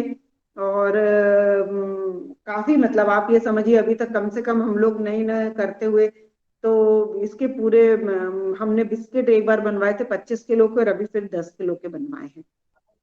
अच्छा। तो कोई भी चीज है, अगर आप उसका मूल संवर्धन करते हैं तो स्वाभाविक है कि उसके रुपए बढ़ ही जाते हैं। जी जी जी। हाँ, कम से कम आप समझो 50-50 का फायदा तो होता ही है। अच्छा अच्छा, बढ़िया है। जी जी यानी बढ़िया है देव। ओम जी, प्रणाली ओम बहन। रंजना दीदी। जी हाँ, जी मुझे लगता है रंजना दीदी को ऐसा ही पूछना होगा कि लोग कितना पसंद करते हैं ये मोटे अनाज पसंद वाले जो नई देखिए नई चीजें हम, हाँ वो उसके ध्यान देने का या पसंद करने का लोगों का ये कितना है, ऐसा ऐसा ऐसा लगता है, जी जी। देखिए, ऐसा पसंद तो प्रश्न सभी पूछना। लोग कर रहे हैं, क्योंकि मैंने आप लोगों को बताया कि अब क्या है, जो सोशल मीडिया का इफेक्ट हुआ है, सब हुआ है, तब से कोरोना भी ले लीजिए आप, तब से क्या है कि एक हमारे दिमाग में आहार को लेकर एक बहुत बड़ा मतलब हमारे को थोड़ा सा अवेयरनेस आई है। तो अगर हम बोलते हैं कि ये रागी के बिस्किट हैं, ये चीज है, तो लोग बाग पसंद करते हैं। उनको पता है कि हमको गेहूं चावल मैदा ये नुकसान कर रहा है, हमको पता है। भले ही हम उसको टेस्ट के लिए खाएं, भले ही हम उसको टेस्ट के लिए खाएं, लेकिन हमको पता है कि हमको नुकसान कर रहा है। और ऐसे ही हमको पता है कि कोदो कुटकी सांवा ये हमको फायदा कर रहा है, और हमको इसकी बनी हुई चीजें मिलती हैं तो वो हम खरीदते हैं। थोड़े भी अगर लोग अवेयर हैं, लोगों को इस चीज की इंपॉर्टेंस है कि नहीं हमको अच्छा खाना है, तो वो इसको खरीदते हैं और शौक से खरीदते हैं। और जब जी वो जी खाते हैं तो उनको सेटिस्फेक्शन भी मिलता होगा कि नहीं कुछ हम अच्छी चीज खा रहे हैं। जी जी, बहुत सुंदर।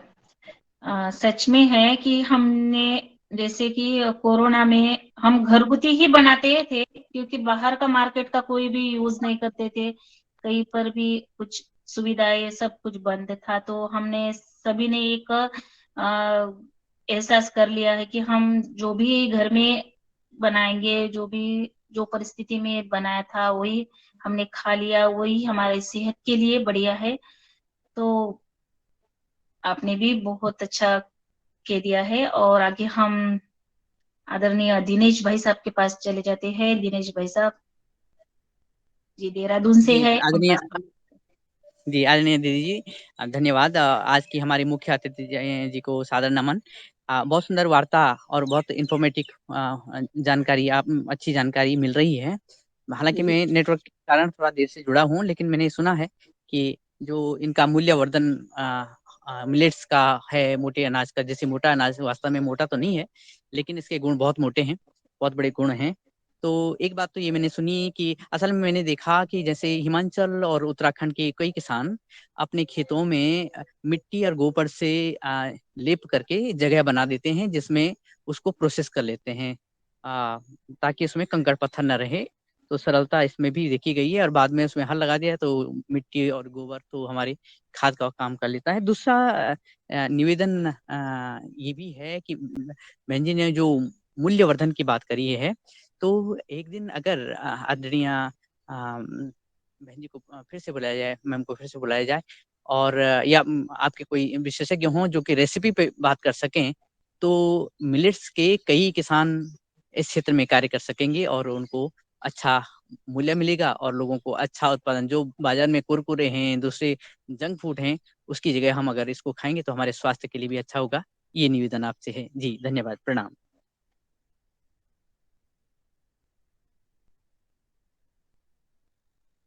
जी, आपकी आवाज नहीं आ रही है। नहीं मैंने प्रोसेसिंग की अगर आप बात करोगे तो कभी भी रंजना जी मुझे दोबारा कभी जोड़ देंगी, तो उस दिन फिर अपन पूरे प्रोसेसिंग के ही ले लेंगे। हर मिनट का एक चीज मैं आप लोगों को रेसिपी लिखवा दूंगी, तो आप उसको आगे ले जाकर फिर मार्केटिंग कर भी सकते हैं। उसकी पूरे बनाने की विधि मैं आप लोगों को समझा दूंगी, कोई ऐसी प्रॉब्लम नहीं है। जी, बहुत सुंदर आदरणीय दिनेश भाई साहब ने सुझाव दिया है। तो आगे हम और भी हमारे सदन में आदरणीय मीनपाल जी ने भी हैंड राइज किया है, मगर हम अभी हरिद्वार की तरफ चलते हैं, और हमारे बीच में आदरणीय पवन कुमार सर अभी है, तो मैं उनको आमंत्रित करती हूँ। जी आदरणीय पवन कुमार सर, स्वागत है। जी नमस्कार। आज के बहुत ही सुंदर आज की हमारी वार्ता रही है। उसके लिए हमारे मुख्य अतिथि आज की जो हैं उनको अभिनंदन है। बहुत आपका इस बहुत ही महत्वपूर्ण जो मोटे अनाज हैं, जो हमारी खोई हुई फसलें हैं, जो खो गई थी, विलुप्त हो गई थी, हमारे हमारे दिमाग से उतर गई थी। ये लगता था कि गेहूं चावल ही सब कुछ है, और ये सब जो है ये छोटे अनाज हैं, ये तो मतलब इनकी कोई प्रासंगिकता नहीं है। लेकिन कोरोना के बाद से और बाकी धीरे धीरे जैसे हमारा विकास हो रहा है, हम और हमारी समझ और बढ़ रही है, तो ये जो छोटी फसलें हैं और उनके अनाज हैं, मोटे अनाज हैं, इसके बारे में अब बहुत ज़्यादा जागरूकता भी आई है और जागरूकता धीरे धीरे बढ़ भी रही है, ऐसा प्रतीत होता है। और इसके लिए जो सभी हमारे वैज्ञानिक हैं उनके प्रयास बहुत ही अच्छे हैं और बहुत मेहनत की है इसको एक दिशा बदलने में। क्योंकि मैं पहले देखता था, मैंने देखा कि जब ये हमारे मडुआ और जो भी हैं, जब इसकी पैकेज ऑफ प्रैक्टिसेस पहले जब विकसित की गई थी तो उसमें भी यूरिया, डीएपी, ये सब चीजों को मतलब उसमें संस्तुति दी गई थी। उसके शायद इसलिए नहीं कि वो इसको डालना है, बल्कि न्यूट्रेंट की वजह से कि न्यूट्रेंट इतना होना चाहिए। तो पहले की पैकेज ऑफ प्रैक्टिसेस में है, आज भी होगा ही उसमें। लेकिन धीरे धीरे इसको जब हम जैविक खेती, प्राकृतिक खेती की तरफ बढ़ते हैं तो निश्चित रूप से ये फसलें क्लाइमेट रेजिलिएंट हैं। क्लाइमेट को का जो परिवर्तन हो रहा है, मौसम में जो परिवर्तन हो रहा है, उसके इनके अंदर क्षमता है। इसको इनकी क्षमता होने की वजह से ये मनुष्य के अंदर भी ये क्षमता देती है कि वह भी अपने अपने आप को रेजिलेंट बना सके। और केवल ये क्रॉप्स क्लाइमेट रेजिलेंट है, बल्कि मनुष्य को भी रेजिलिएंट बनाने के लिए, उसकी कैपेबिलिटी बढ़ाने के लिए भी ये सहायक होती है।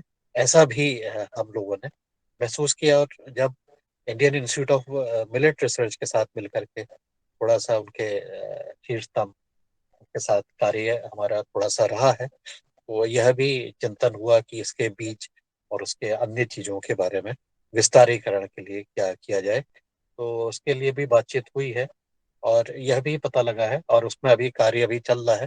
देखिए उसका क्या स्वरूप बनता है। हो सकता है कि अगर कुछ साथ मिलकर के काम करेंगे तो इस चीज को भी विस्तार दिया जा सकता है। और इसी प्रकार से मैंने ये भी देखा कि बहुत सारी रेसिपीज आपकी इनके ऊपर, इन मोटे फसलों के ऊपर लिखित रूप में ऑलरेडी उपलब्ध हैं। IIMR की वेबसाइट में तो निश्चित रूप से हिंदी, अंग्रेजी में और शायद अन्य भाषाओं में भी ये उपलब्ध हो रही हैं। तो ये सब प्रयास जो किए गए हैं बहुत बढ़िया प्रयास हैं। और इस प्रयासों के लिए मैं सभी का, वैज्ञानिकों का भी धन्यवाद है, क्योंकि उन्होंने बहुत अच्छे तरीके से इस चीज को आगे भी बढ़ाया है। और इसको एक इन जो हमारे जो अनाज है उनको एक अंतर्राष्ट्रीय पहचान भी अब देने की बातचीत हो रही है। और काफी अच्छे उसमें प्रयास हो रहे हैं कि किस प्रकार से ये जो श्री धान्य फसलें हैं इनको पूरे दुनिया में इनको विस्तार किया जाए। तो ये बहुत हमारे लिए बहुत सुकून देने वाली चीज है, क्योंकि ये हमारी परंपरागत फसलें हैं। ये फसलें हमारी हमारी हमारी संस्कृति के साथ जुड़ी हुई है। और इन संस्कृति, इस तरह की फसलों को का कंजम्पशन भी हमें धीरे धीरे बढ़ाना पड़ेगा। कभी हाँ, जब हम गेहूं और चावल खाने के ही आदी हो जाते हैं तो कई बार इनका स्वाद हमें जरा सी अलग लगता है, तो उसको करने में थोड़ा सा समय लगता है। लेकिन बाकी इसको अगर न्यूट्रिशन के पॉइंट ऑफ व्यू से देखा जाए तो बहुत सारी मात्रा इन फसलों में है, जो कि हमारे स्वास्थ्य की, हमारी न्यूट्रिशन की रिक्वायरमेंट का एक जो बैलेंस है उसको बनाने के लिए इनका बहुत बड़ा योगदान। तो आज के हमारे एक बहुत अच्छा आज का चर्चा रही है, बातचीत रही है, जानकारी दी गई है। उसके लिए मैं हमारे कृषि विज्ञान केंद्र के जो हमारे आज मुख्य अतिथि रही हैं उनका धन्यवाद देता हूँ। और साथ ही आज के हमारे जो योग शिक्षिका थी बिंदिया जी, वो भी बहुत समय बाद आज आई है, तो उनका भी बहुत बहुत धन्यवाद है। इतना कह के मैं अपनी वाणी को विराम देता हूँ। सभी को नमस्कार, धन्यवाद। जी, बहुत बहुत धन्यवाद आदरणीय पवन कुमार सर। जैसा कि बहन हम कहते हैं कि ये जो हमारा प्रोग्राम है पिछले 1.5 साल हो गया है, हम कोरोना काल में ही एक प्रोग्राम शुरू हुआ है। और ये पतंजलि ऑर्गेनिक इंस्टीट्यूट हरिद्वार और पतंजलि किसान सेवा समिति मध्य प्रदेश की दोनों तरफ से ये ऑर्गेनाइज किया कार्यक्रम है। ये बढ़िया कार्यक्रम चल रहा है। पूरे इस कार्यक्रम में हम सुबह 5:30 से 7 बजे तक हम योगा का सेक्शन रखते हैं। योगा का कार्य चलता है और फिर हम 7 बजे से 7:30 8 बजे तक हम कब तो हमारी 8:30 बजे तक ही क्लास चलती है, कभी 9 भी बज जाते हैं। ऐसे ही हमारा ये योगा हर क्लास चल रहा है। और इसमें हम पूरे यहाँ से लोग जुड़े हुए हैं और बढ़िया समाज सेवा, राष्ट्र सेवा और किसान, खेती और आहार, हमारा मेन उद्देश्य यही है कि हमारा आहार और हमारा खेती की तरफ, तो यही प्रयास है हमारा कि लोगों में जन जागृति होनी चाहिए और जैविक खेती का प्रचार प्रसार होना चाहिए और हमारा आहार अगर अच्छा रहे तो हमारा स्वास्थ्य भी बना रहे। इसी के माध्यम से आपने आज बढ़िया हमारे योगाहार में मार्गदर्शन दिया, तो आगे आप रुके रहिए। और आदरणीय मेनपाल भाई साहब ने भी हैंड राइज किया था, अगर उनका कोई सवाल होगा तो सादर आमंत्रित है। जी, मेनपाल भाई साहब हरिद्वार से है, सॉरी हरियाणा से है। सभी को मेरा सादर प्रणाम, मंच पर जुड़े हुए। और आज के हमारे मुख्य अतिथि आकांक्षा पांडे जी को बहुत बहुत धन्यवाद, जो मोटे अनाज पे उन्होंने चर्चा की और लोगों को जागरूक करने का कार्य इन्होंने जो किया है, इनको तहे दिल से धन्यवाद करता हूँ बहन जी को। और मैं इनसे ये प्रोसेसिंग के बारे में थोड़ा सा हमारी रंजना किनिकर बहन को बता दीजिए। जो हम इसको आगे उगाने जा रहे हैं, अब हमने इसका बीज मंगाया है, तो हम भी आगे इसको बढ़ाने की हमारे हरियाणा में कोशिश कर रहे हैं। लोग इसके प्रति कोरोना काल के बाद बहुत जागृत हुए हैं और मोटे अनाज जो हमारे पूर्वजों ने चलाया था, हमारी जो पीढ़ी इनको छोड़ चली थी, लेकिन अब उसके प्रति जागरूक होने जा रहे हैं। तो इसलिए मैं बहन जी को कहना चाहूंगा कि हमारे जो रंजना बहन जी को इनको वो लिस्ट भेज दी, जो सब वो कर देंगे, जो उसका बिस्कुट बनाने का तरीका है और है। तो हमने ये कंगनी की खीर खाई थी अब 23 मार्च को, बहुत ही बढ़िया स्वादिष्ट बनी थी। और कोदो की जो खिचड़ी खाई थी, बहुत ही आनंद आ गया था। वाकई में ही हम इसको भूल चुके थे, बहुत ही स्वादिष्ट है ये। और इसको थोड़ा सा इसका बारीक बीज होता है, इसको नर्सरी तैयार करके उगाएं या कैसे, थोड़ा सा मैं हमारे मुख्य अतिथि से पूछना चाहूंगा, थोड़ा सा उसका बताने में हमें थोड़ा सा वो प्रयास करें। नर्सरी उगाने की आपको जरूरत नहीं है। वैसे तो कुछ छत्तीसगढ़ में लोग बाग नर्सरी उगा के भी करते हैं, लेकिन नर्सरी उगाने की आपको इसमें जरूरत नहीं है। उसमें आप तो सीधे या तो आप उससे सोइंग कर दें सीड ड्रिल से, जैसे कि मैंने अभी आप लोग को पहले बताया था।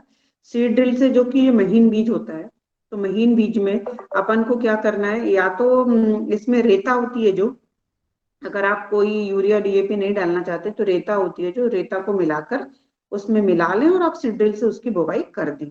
1 एकड़ में आपका 3 से 4 किलो बीज लगता है ना। अगर और नहीं तो आप उसको छटकमा भी बुवाई कर सकते हैं। आप अच्छे से पहले तो उसको जोत लें, खेत को जोतने के बाद आप उसको अच्छे से तैयार कर लें। तैयार करने के बाद आप छिटकमा भी डाल देंगे। बस इसका ध्यान आपको ये रखना है कि ऐसी बरसात में ये बीज लगता है, और इसमें आपको सिर्फ एक बात इस चीज की ध्यान रखनी है कि इसमें पानी का भराव नहीं होना चाहिए। पानी का भराव होगा तो छोटा बीज होता है, तो वो क्या है, गल जाता है। और एक चीज और कि आपको गहरी बुवाई नहीं करनी है, क्योंकि कई बार मैंने देखा है, हम लोग तो ये काम करा रहे हैं कि अगर अपन गहरी बुवाई करते हैं तो वो बीज देर से निकलता है, निकल नहीं पाता है। तो इसलिए आपको उसको हल्की ऊपर ऊपर बुवाई करनी है और साथ में छिटकमा बुवाई कर देते हैं, जैसे कि अपन करते हैं धनिया की, पालक की, इस तरीके से।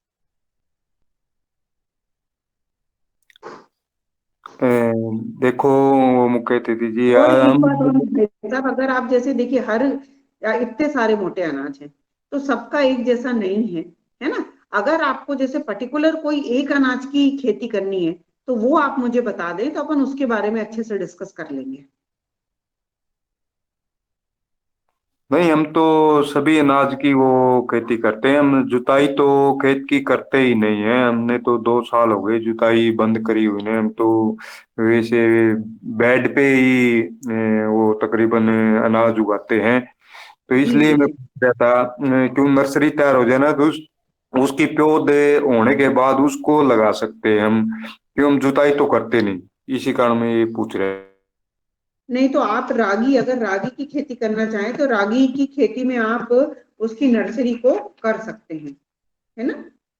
तो थोड़ा सा अगर आपको मैं बता दूं कि रागी की खेती के लिए अपन क्या कर सकते हैं, तो उसमें आप पहले तो नर्सरी तैयार कर लीजिए।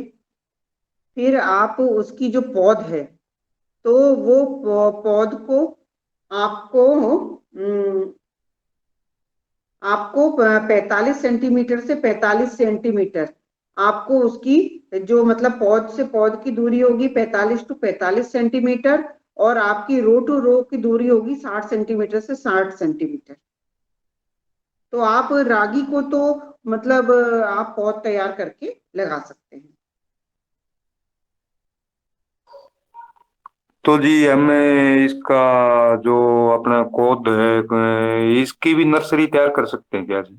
हाँ, आपको नर्सरी तो खुद ही तैयार करनी पड़ेगी, क्योंकि मैंने जहां तक अभी तक इतने सालों से मैं इससे जुड़ी हुई हूँ, मुझे नहीं लगता है कि मतलब कहीं पौध मिलती है। पौध तो नहीं मिलेगी, लेकिन हाँ ये है कि आप नर्सरी की तैयारी कर सकते हैं, खुद ही तैयार करके और फिर खुद लगा सकते हैं। नहीं, ये नहीं पूछ रहे हमें। बीज तो हमने मंगा रखा है, हम खुद नर्सरी तैयार करके इसलिए उसकी पौधे खुद ही वो फिर जो 45 सेंटीमीटर पे लगाने हैं ना वो तो लगा देंगे। हाँ हाँ अरे हाँ अगर ये पूछा मैं कोद का अब अप्रैल में टाइम बता रहे हैं लगाने का, तो हाँ 15 अप्रैल के बाद तो जी ये जी जी।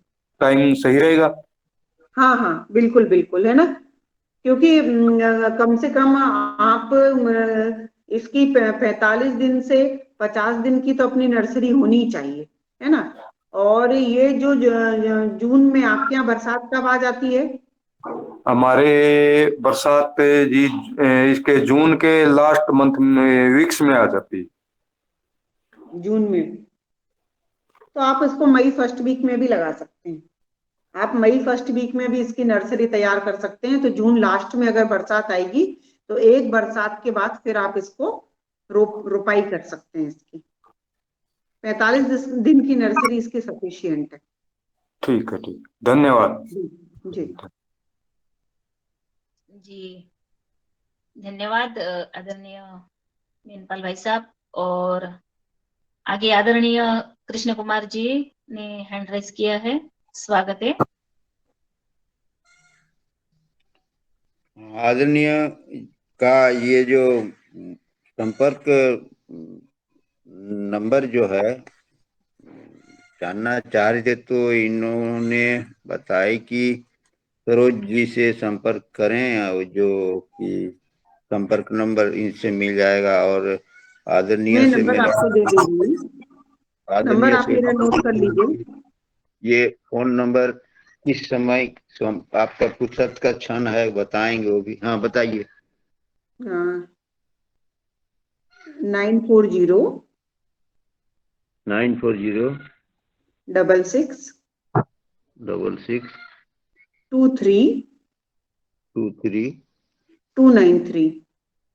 29। ये आपका फुर्सत के क्षण जरा बताएंगे आप, इससे किस समय संपर्क करें आपसे? 10 बजे से आप शाम को 7 बजे तक कर दीजिएगा। जी बहुत बहुत धन्यवाद। जी जी। जी धन्यवाद। और आगे हम चलते हैं आदरणीय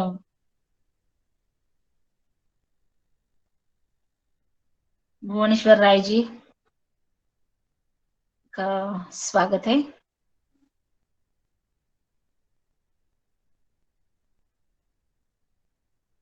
जी आदरणीय भुवनेश्वर राय जी, चलिए मेरी आवाज नहीं जा रही है।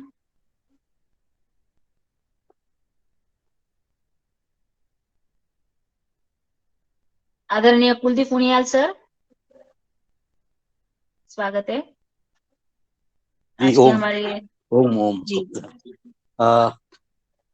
आज के जो हमारे मुख्य अतिथि थे उन्होंने काफी महत्वपूर्ण जो है हमको जानकारी दी है, उससे काफी फायदा हम लोगों को होगा। हमारी पूरा समूह है उसको पूरा इसका फायदा पहुंचेगा।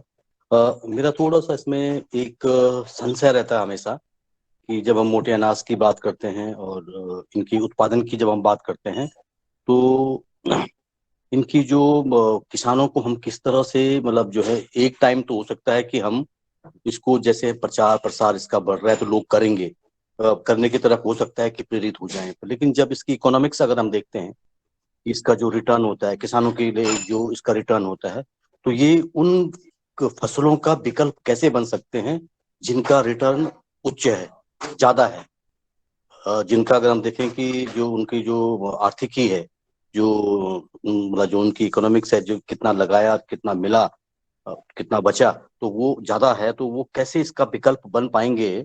ये चुनौतियों में मुझे लगता है कि एक बड़ी चुनौती है, और इस तरह की और भी चुनौतियां शायद हो सकती हैं। लेकिन तो मैं यही जानना चाह रहा था कि किस किस किस्म की चुनौतियां मोटे अनाज के उत्पादन को लेकर हमारे सामने हैं आज, जिन पे हमें जो है अभी से जो है प्लान करना पड़ेगा कि कैसे हम इनको जो है चुनौतियों का जो है मैनेज कर सकें, हम चुनौतियों का प्रबंधन कर सकें, ताकि जो है इसकी तरफ हम बढ़ सकें। क्योंकि ये निश्चित रूप से ये है कि मोटे अनाज जो है स्वास्थ्य के लिए जो है लाभकारी हैं, लेकिन इनको उगाना जो है किसान के दृष्टिकोण से अगर हम देखें तो उसको कितना रिटर्न मिलेगा, तो ये बहुत महत्वपूर्ण है। तो मैं मुख्य अतिथि जी से थोड़ा सा इसमें आपसे अनुरोध करूंगा, आग्रह करूंगा कि अगर आप इसमें थोड़ा सा अपना प्रकाश डालेंगे तो बहुत महत्वपूर्ण होगा हमारे लिए भी, कि हम कैसे आगे जाके जो है इसको ले जाएं। जी धन्यवाद।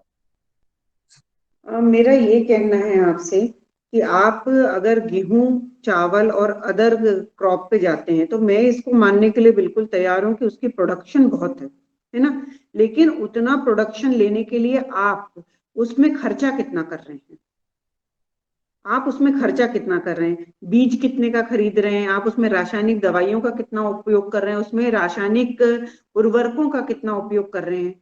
ये 3 चीजों की बात हो गई। उसके बाद अगर हम आज गेहूं खरीदने जाते हैं तो गेहूं कितने रुपए किलो है, चावल कितने रुपए किलो है, उसकी तुलनात्मक आज मोटे अनाज हमारे 120 से लेकर 150 रुपए तक है। तो कहीं ना कहीं अगर इसकी उत्पादकता कम है तो इसके रेट ज्यादा हैं। और जैसे जैसे अवेयरनेस बढ़ रही है, लोग इसको आहार में उपयोग करेंगे, तो हो सकता है कि इसके रेट भी इंक्रीज हो। तो किसान भाइयों को अगर उत्पादकता कम मिल रही है तो यहाँ उनके रेट उनको सही मिलेंगे, तो वो उसको कंपनसेट कर लेंगे, पहली बात। दूसरी बात यह है कि आईसीआर ने बहुत नई नई वैरायटियां निकाल ली हैं जो कि अच्छी ब्रीडर वैरायटी हैं, अच्छा उत्पादन दे रही हैं। तो अपन को जैसे अपन नई नई गेहूं की और चावल की और अदर क्रॉप की वैरायटी को यूज कर रहे हैं, वैसे ही हमको इन जो नई नई वैरायटियों का उपयोग करना है जो कि अच्छी उत्पादकता देगा। तो ये अच्छा आपको रिटर्न मिल जाएगा। तो ये एक चुनौती यहाँ पर, एक तो अच्छा बीज यूज करें, दूसरा क्योंकि इसका जो वैल्यू है अदर क्रॉप से, है ना, वो अपन उस वैल्यू को लेते हैं तो किसान भाई कहीं से भी कहीं से लॉस में नहीं है। उसके बाद तीसरी बात ये आ जाती है कि लागत। तो अदर क्रॉप को उगाने में ज्यादा लागत लगती है और इनको उगाने में कम लागत लगती है। तो कहीं ना कहीं आप कान सीधे हाथ से पकड़े या उल्टे हाथ से पकड़े, एक ही बात है।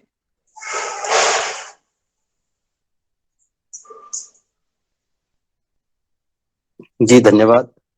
मैं थोड़ा सा इसका प्रैक्टिकल ग्राउंड में अगर हम देखें इसको, तो प्रैक्टिकली अगर हम देखें इसको, तो जो हमारे यहाँ पे किसान हैं, चाहे यहाँ पे शरद जी हैं और भी हमारे जो है इसमें बहुत ही प्रतिभाशाली किसान हैं जिन्होंने काफी अच्छा काम किया है, उनका भी अगर इसमें कुछ रिएक्शन का कुछ इसमें अगर देंगे तो शायद जो है और महत्वपूर्ण होगा सारी चर्चा हमारी आगे बढ़ाने में, ताकि हम मोटे अनाजों के प्रति लोगों को ज्यादा प्रेरित कर सकें।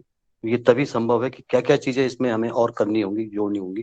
तो उनके अगर इसमें विचार आए तो बहुत बढ़िया रहेगा। धन्यवाद।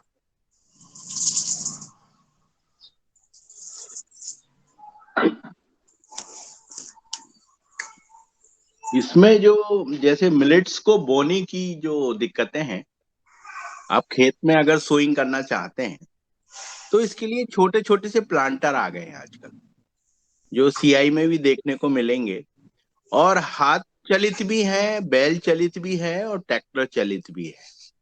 तीनों टाइप के आ गए हैं। अगर आपको 1 एकड़ में 2 किलो बीज बोना है तो आप उन प्लांटरों से 2 किलो ही बीज बो पाएंगे। उसमें छोटे छोटे गेयर है, जो आप गेयर उनको सिड्डिल में परिवर्तित कर देंगे तो वो गेयर के द्वारा आप बो सकते हैं। जैसे मेरे पास प्लांटर है इसका, तो आप लोग इन गेयरों के थ्रू और प्रॉपर दूरी पे ये मिलेट्स बो सकते हैं। और कृषि अभियांत्रिकी ने बहुत अच्छे यंत्र इस क्षेत्र में उपलब्ध करा दिए हैं, जो ये अब बोने वाली जो प्रॉब्लम है वो दूर हो गई है। अब बीज है तो वो तो आपको वैज्ञानिकों से संपर्क करके, कॉलेजों से संपर्क करके, केवीके से, हम लोग तो जो भी जानकारियां लेते हैं वो केवीके से ज्यादा लेते हैं, क्योंकि हमारा तो केवीके एक मंदिर के समान है। हम जो भी जानकारियां उनसे लेना चाहते हैं तो हम खुद स्वयं पहुंच जाते हैं और उनसे सारी जानकारियां फसल बोने के पहले ले लेते हैं। कैसे खेत को तैयार करना है, कैसे सोइंग करनी है, बीज कहाँ से लेना है, इसकी प्री तैयारी करनी चाहिए। जी हो जी, आदरणीय रमेश चंद्र मेहरा जी। जी ओम, सदन को नमन। आज की योग कक्षा और हमारे मुख्य अतिथि महोदय ने भी बहुत अच्छी जानकारी हमें दी है। जितने जो हम जिन मोटे अनाज की बात कर रहे हैं, जैसे मैं अपने नर्मदापुरम या हरदा की बात करें तो पहले यहाँ पर ज्वार, तुअर, मूंग और उड़द बड़ी मात्रा में होती थी, तो जैसे ही सिंचाई का सिंचाई जैसी बड़ी तवा बांध से तो वो पूरी की पूरी फसल यहाँ से समाप्त हो गई। और अब जब यदि 1-2 किसान लगाते हैं तो वो पूरी की पूरी जो है पक्षी खा जाते हैं। ऐसी परिस्थिति इनमें बन गई है और जमीन जो है वो समतलीकरण हो गई। तो ये तो केवल जो पठारी क्षेत्र है या जहाँ पर रेतीली जमीन है वहां ये ज्यादा संभव है। अपने होशंगाबाद और हरदा की जमीन में इनमें से कौन सी फसल हो सकती है, इसकी जानकारी दें। जी ओम।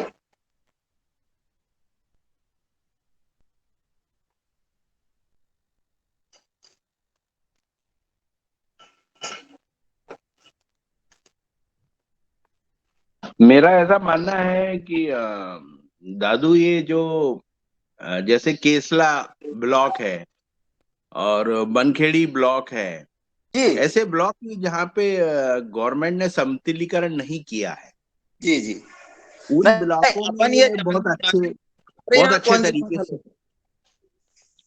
बहुत अच्छे तरीके से होती है इन ब्लॉकों में।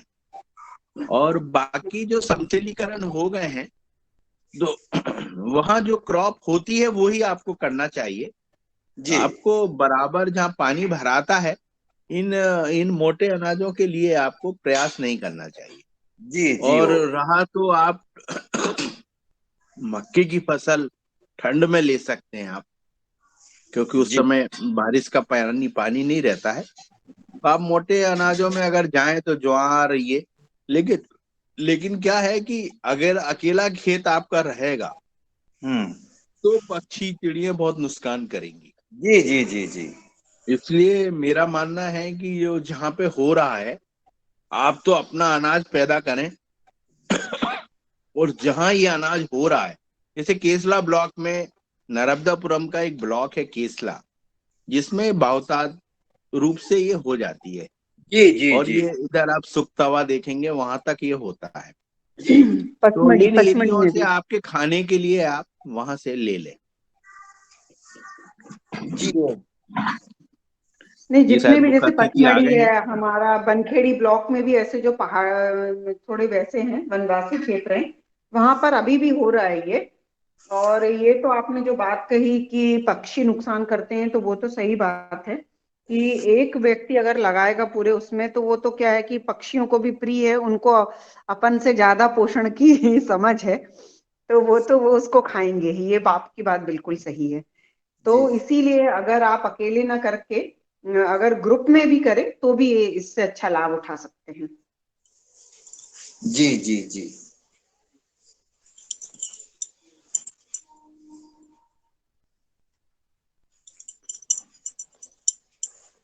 जी आगे रघुवीर रावत सर ने हैंड राइज किया है, स्वागत है सर। जी जी जी, मैं सिर्फ ये शेयर करना चाहता था कि ऑलरेडी हमारे देश में कुछ एरिया में जैसे बिहार है, राजस्थान है, और हमारे उत्तराखंड में भी, कर्नाटक में भी जो रेनफेड एरिया है जहाँ पर कि पानी की समस्या है। हमारे यहाँ तो 80% जो उत्तराखंड में अभी भी रेनफेड एरिया, और अभी हम यहाँ पे रागी काफी मात्रा में उगाते हैं।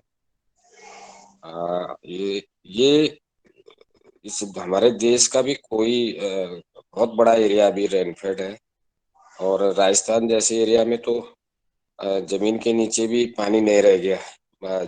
इतने ट्यूबवेल और इतने कुएं लग चुके हैं। महाराष्ट्र में भी ये स्थिति है कि खोदते हैं तो पानी नहीं निकलता है, क्योंकि जो भी हम फसलें लगा रहे हैं वो पानी वाली लगा रहे हैं, पानी चाहिए पानी चाहिए। और डेफिनेटली पानी से उत्पादन बढ़ता है, लेकिन जो अब दिक्कत आ रही है वो पानी जमीन के अंदर भी बहुत गहराई पे चला गया है, और जो रेनफेड क्रॉप है उनकी प्रोडक्टिविटी कम है। तो मैं इसीलिए पूछ रहा था कि क्या, मैं जानना चाह रहा था कि क्या कोई ऐसी इसमें अनुसंधान हुए हैं कि अच्छी प्रोडक्शन वाली कुछ वैरायटी निकले। मैंने ICM जो हैदराबाद में है, जो इंडियन मिलेट रिसर्च इंस्टीट्यूट है, वहाँ की वेबसाइट पे भी देखा था, तो मुझे भी 6-7 क्विंटल ज्वार पे ही उन्होंने फोकस किया है, और ज्वार की 6-7 क्विंटल पर हेक्टेयर उसके उपज है, जो उनकी इम्प्रूव वेराइटी से वो। और जो नॉर्मल, मैं राजस्थान में मैं काफी काम किया है, तो राजस्थान में एक किसान थे इधर जयपुर से करीब 100 किलोमीटर दूर, एक मैं नाम बोल रहा हूँ, तो वो बीज बनाते थे ज्वार का, और वो उनसे मैं पूछा तो उनका 4.5-5 क्विंटल बीघा होता है वहां पे था, मुझे उन्होंने बताया था, जो कि मुझे लगता है 12-13 क्विंटल पर हेक्टेयर पड़ता है। तो इसमें मेरे को बड़ा क्योंकि जो उन्होंने बताया वो उसमें खैर भ्रांतियां हो सकती हैं, और वो किसान जो है ज्वार की जो बीज है उसको उससे ले जाते थे बढ़िया, जो जो बीज एज ए सीड बेचते थे 60 रुपए किलो। उस समय ज्वार बाजार में 15-16 रुपए बिकता था ज्वार का बीज, और वो 60 रुपए बेचता था किसान। और वो ज्वार जो है फिर वहां से फिर वो लोग ले जाते थे जिनके पशु होते हैं, वो ऐसी वैरायटी थी जो 12-14 फीट तक जाती थी, और पशु चारा के रूप में वो ज्वार एज ए सीड यूज होता था हरियाणा में और राजस्थान के अन्य इलाकों में, और उसकी बड़ी डिमांड थी, उस किसान की बड़ी रिपुटेशन भी थी। पर उसको ज्वार उगाने में बहुत मेहनत करनी पड़ती, वो मचान बनाना, उसको पक्षियों से बचाना, और ये सब चीजें। और अभी भी राजस्थान की मंडियों में जाओ तो आपको ज्वार बाजरा, ये 2 चीजें तो आपको मंडी में काफी मात्रा में मिलता है।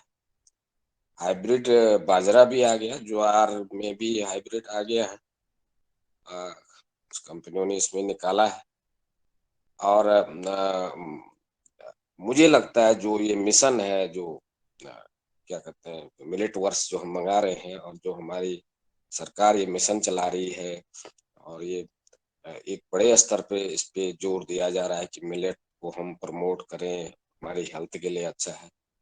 तो जो ये हमारे किसान जो ऑलरेडी उगा रहे हैं उनको एक इंसेंटिव मिलेगा, हमारे उत्तराखंड में भी इंसेंटिव मिलेगा, स्पेशली हमारे यहाँ तो रागी उगाते हैं, और ये जो मतलब ये जो रेनफेड एरिया के लिए एक प्रदान साबित हो सकता है ये, क्योंकि अगर इनके रेट 100+ अगर मिल जाते हैं और इनको पॉपुलैरिटी हो जाती है तो डेफिनेटली जो रेनफेड एरिया में जो दिक्कतें हैं खेती की वो सॉल्व हो जाएंगी। और ये हमारे जो मिलेट है, माइनर मिलेट की तो मैं बात नहीं करूंगा, माइनर मिलेट में स्पेशली कंगनी तो बहुत अच्छा है।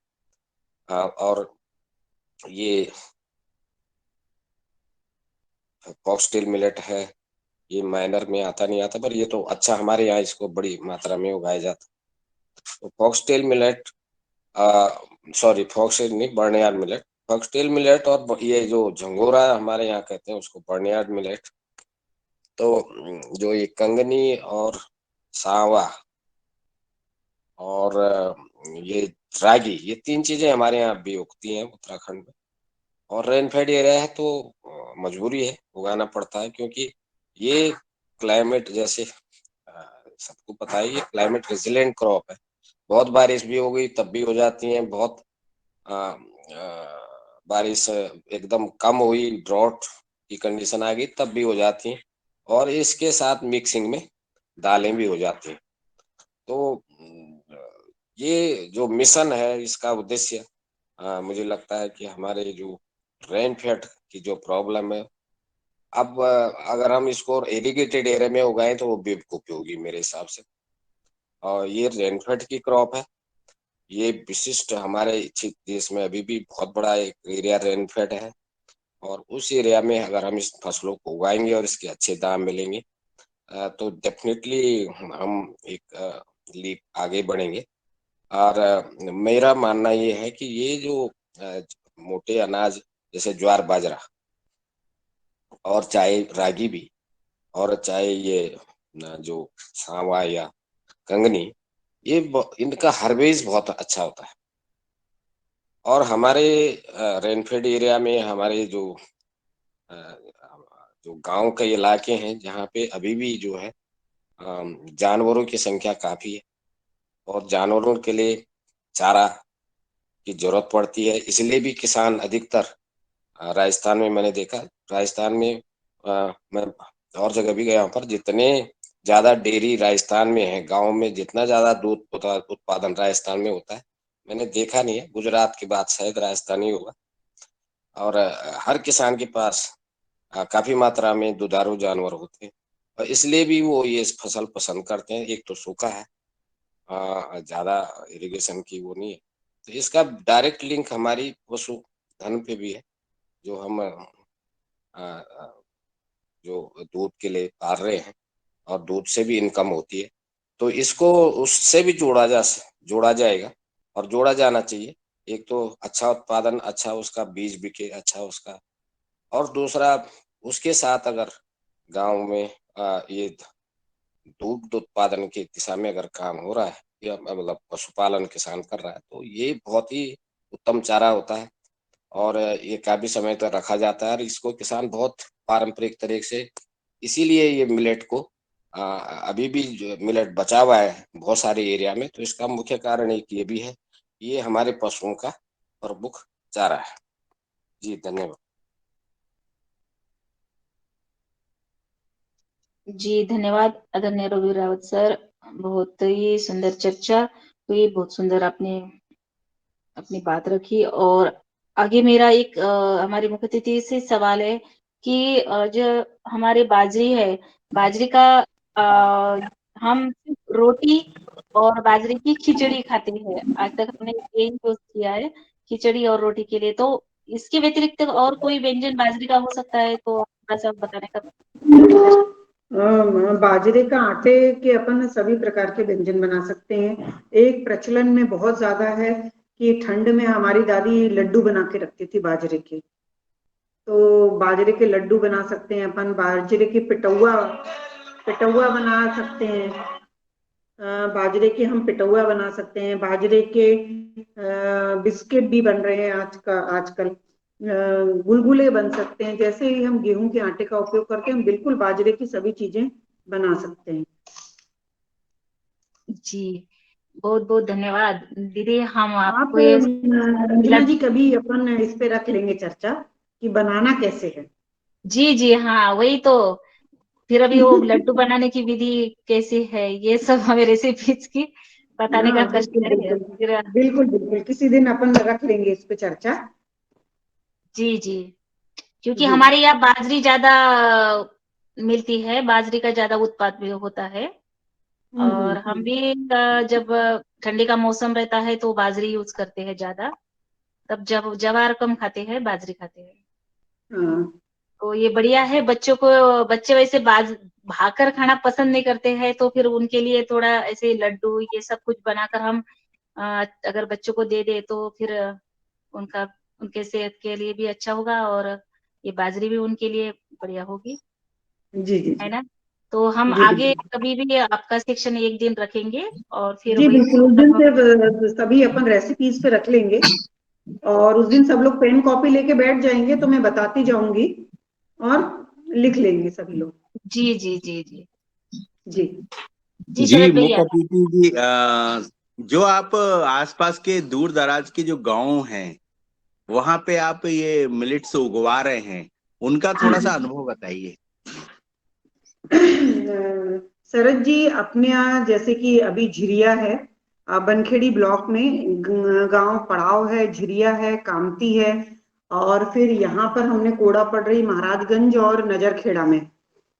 तो हमने क्या ब्रीडर बीज मंगवाया था वहां से, इंदिरा वन, और सांवा का बनवाया था VL-127, और कोदो का कोदो वन, ऐसे 3 ब्रीडर बीज मंगवाए थे और हमने उनको दिया था कि आप लगाइए और लगाने के बाद फिर हम मतलब बीज आपसे लेंगे। आज ये हालत है कि हम उनसे कह रहे हैं कि ब्रीडर बीज था, सीड दीजिए, तो बोले नहीं वो तो गांव में ही बट गया मैडम। आप तो अलग से मंगवा लीजिए, और गांव में ही बट गया। तो मतलब उनका प्रोडक्शन भी अच्छा हुआ, पहली बात, और दूसरी बात ये है कि उनको इंटरेस्ट आया इस चीज में। अगर मैंने ही कई बार उन लोगों से मांगा तो वो लोग जो लोकल पद्धति होती है कि कूट के और फिर गहाई करके, तो वो ही मतलब आप समझिए 120 और 150 रुपए दे रहे हैं।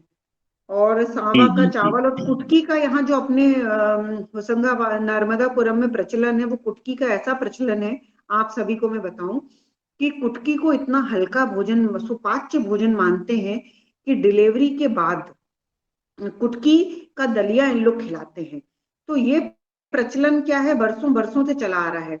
लेकिन क्या हुआ अभी बीच में ये अनाज उत्पादन कम कर दिया, लोगों ने उगाया नहीं, बीज भी इनका विलुप्त हो गया।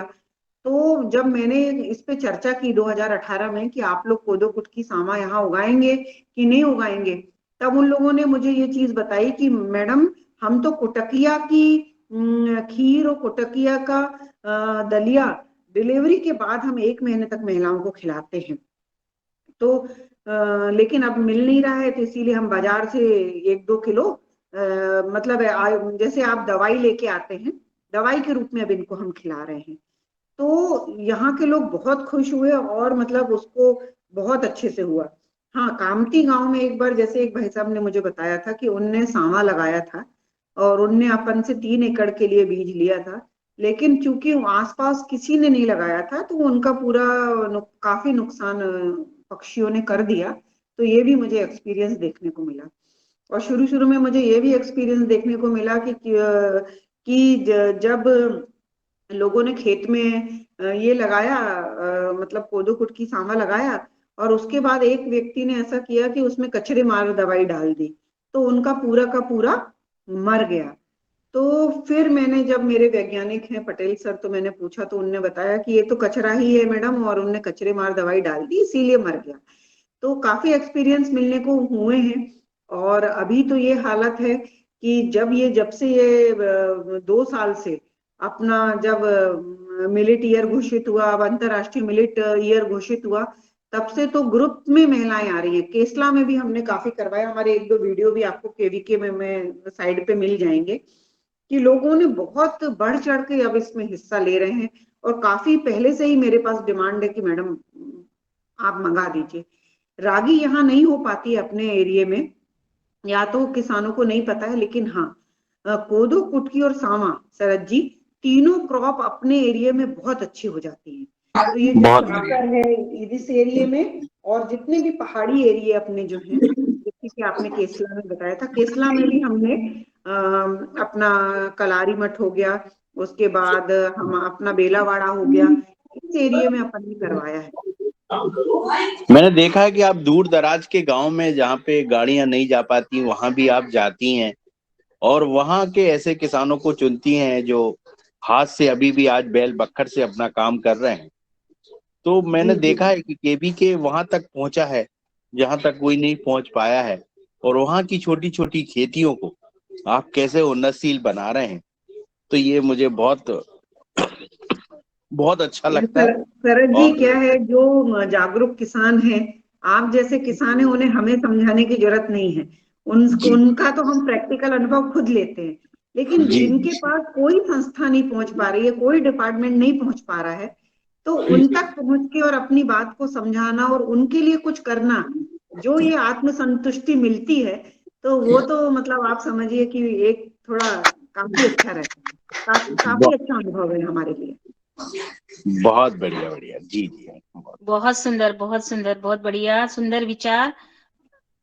हमारे आज के हमारे मुख्य अतिथि ने बहुत अच्छा बताया कि यही होना चाहिए, यही जागरूकता होनी चाहिए। और बढ़िया, कल हम इस पर ही चर्चा कर रहे थे आदरणीय दिनेश भाई साहब के साथ। तो दिनेश भाई साहब शायद इस योगार में अभी ज्वाइन है या नहीं है? दोनों अलग हो सकते हैं, जैविक और नॉन जैविक के मामले को लेकर। तो फिर जबकि हम अभी भी एक हैं, हमारे घर में एकता है, सब कुछ है। सदन को प्रणाम, और मैं सदन का और समय लेना चाहता हूं।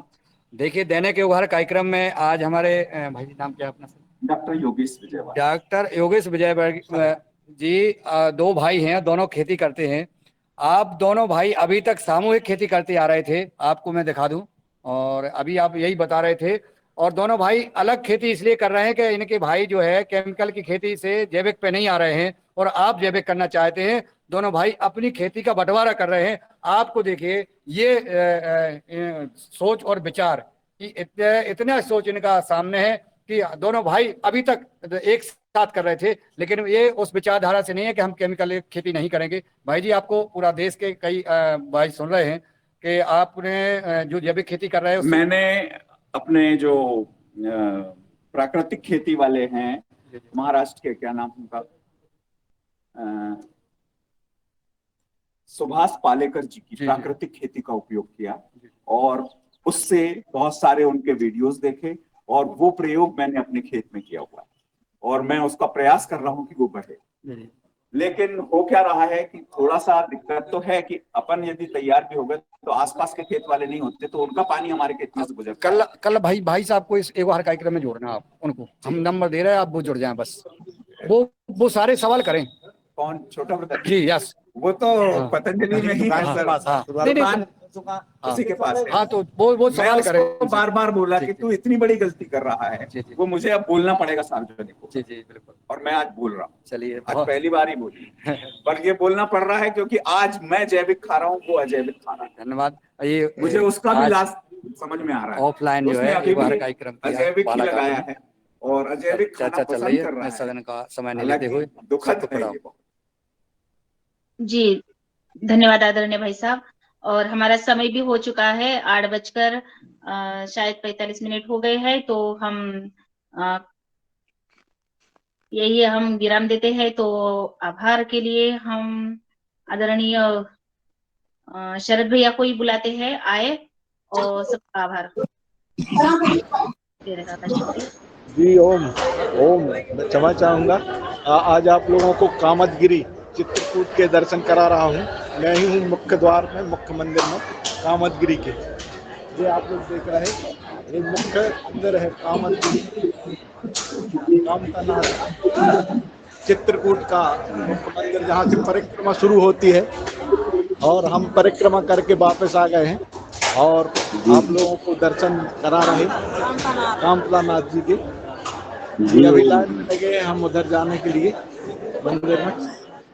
जी ओम जी ओम बहुत बहुत सभी को। शुभकामनाएं आदरणीय भगवान दास भैया जी और लवकृष्ण दोनों आवाज में बढ़िया है और जी धन्यवाद। और आगे आदरणीय शरद भैया। जी आज के सदन की में योगशाला बहुत अच्छी रही और आज हमारे मुख्य अतिथि केबीके से आई संचित पांडे मैडम ने बहुत अच्छे से मिलेट्स के बारे में जो जानकारियां दी वो बहुत महत्वपूर्ण थी और सदन में सभी काफी लोग इसका फायदा उठाएंगे। आज मैं उनका बहुत बहुत आभार व्यक्त करता हूं कि वो ऐसे ही हमारे कार्यक्रम में जुड़ते रहें और ऐसे ही हम लोगों को नई नई चीजों को उत्पादित करने के लिए और खाने के व्यंजन बनाने के लिए हमें बीच बीच में आकर हमें प्रशिक्षित करते रहें। आज के कार्यक्रम में भगवान दास कुशवाहा जी जो अभी दर्शन करवा रहे थे और बेनी प्रसाद भैया, ब्रजेश कुमार जी, डॉक्टर किशोर दुबे सर, सबका बहुत बहुत आभार। और कृष्ण कुमार जी, मणिपाल साहब, निर्मला जोशी जी, तुलेराम पटेल जी, उमा शंकर प्रसाद जी,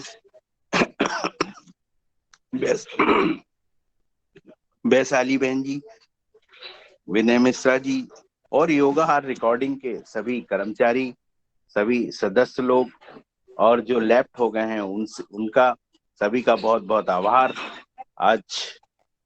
आज की कार्यशाला का समापन किया जाए।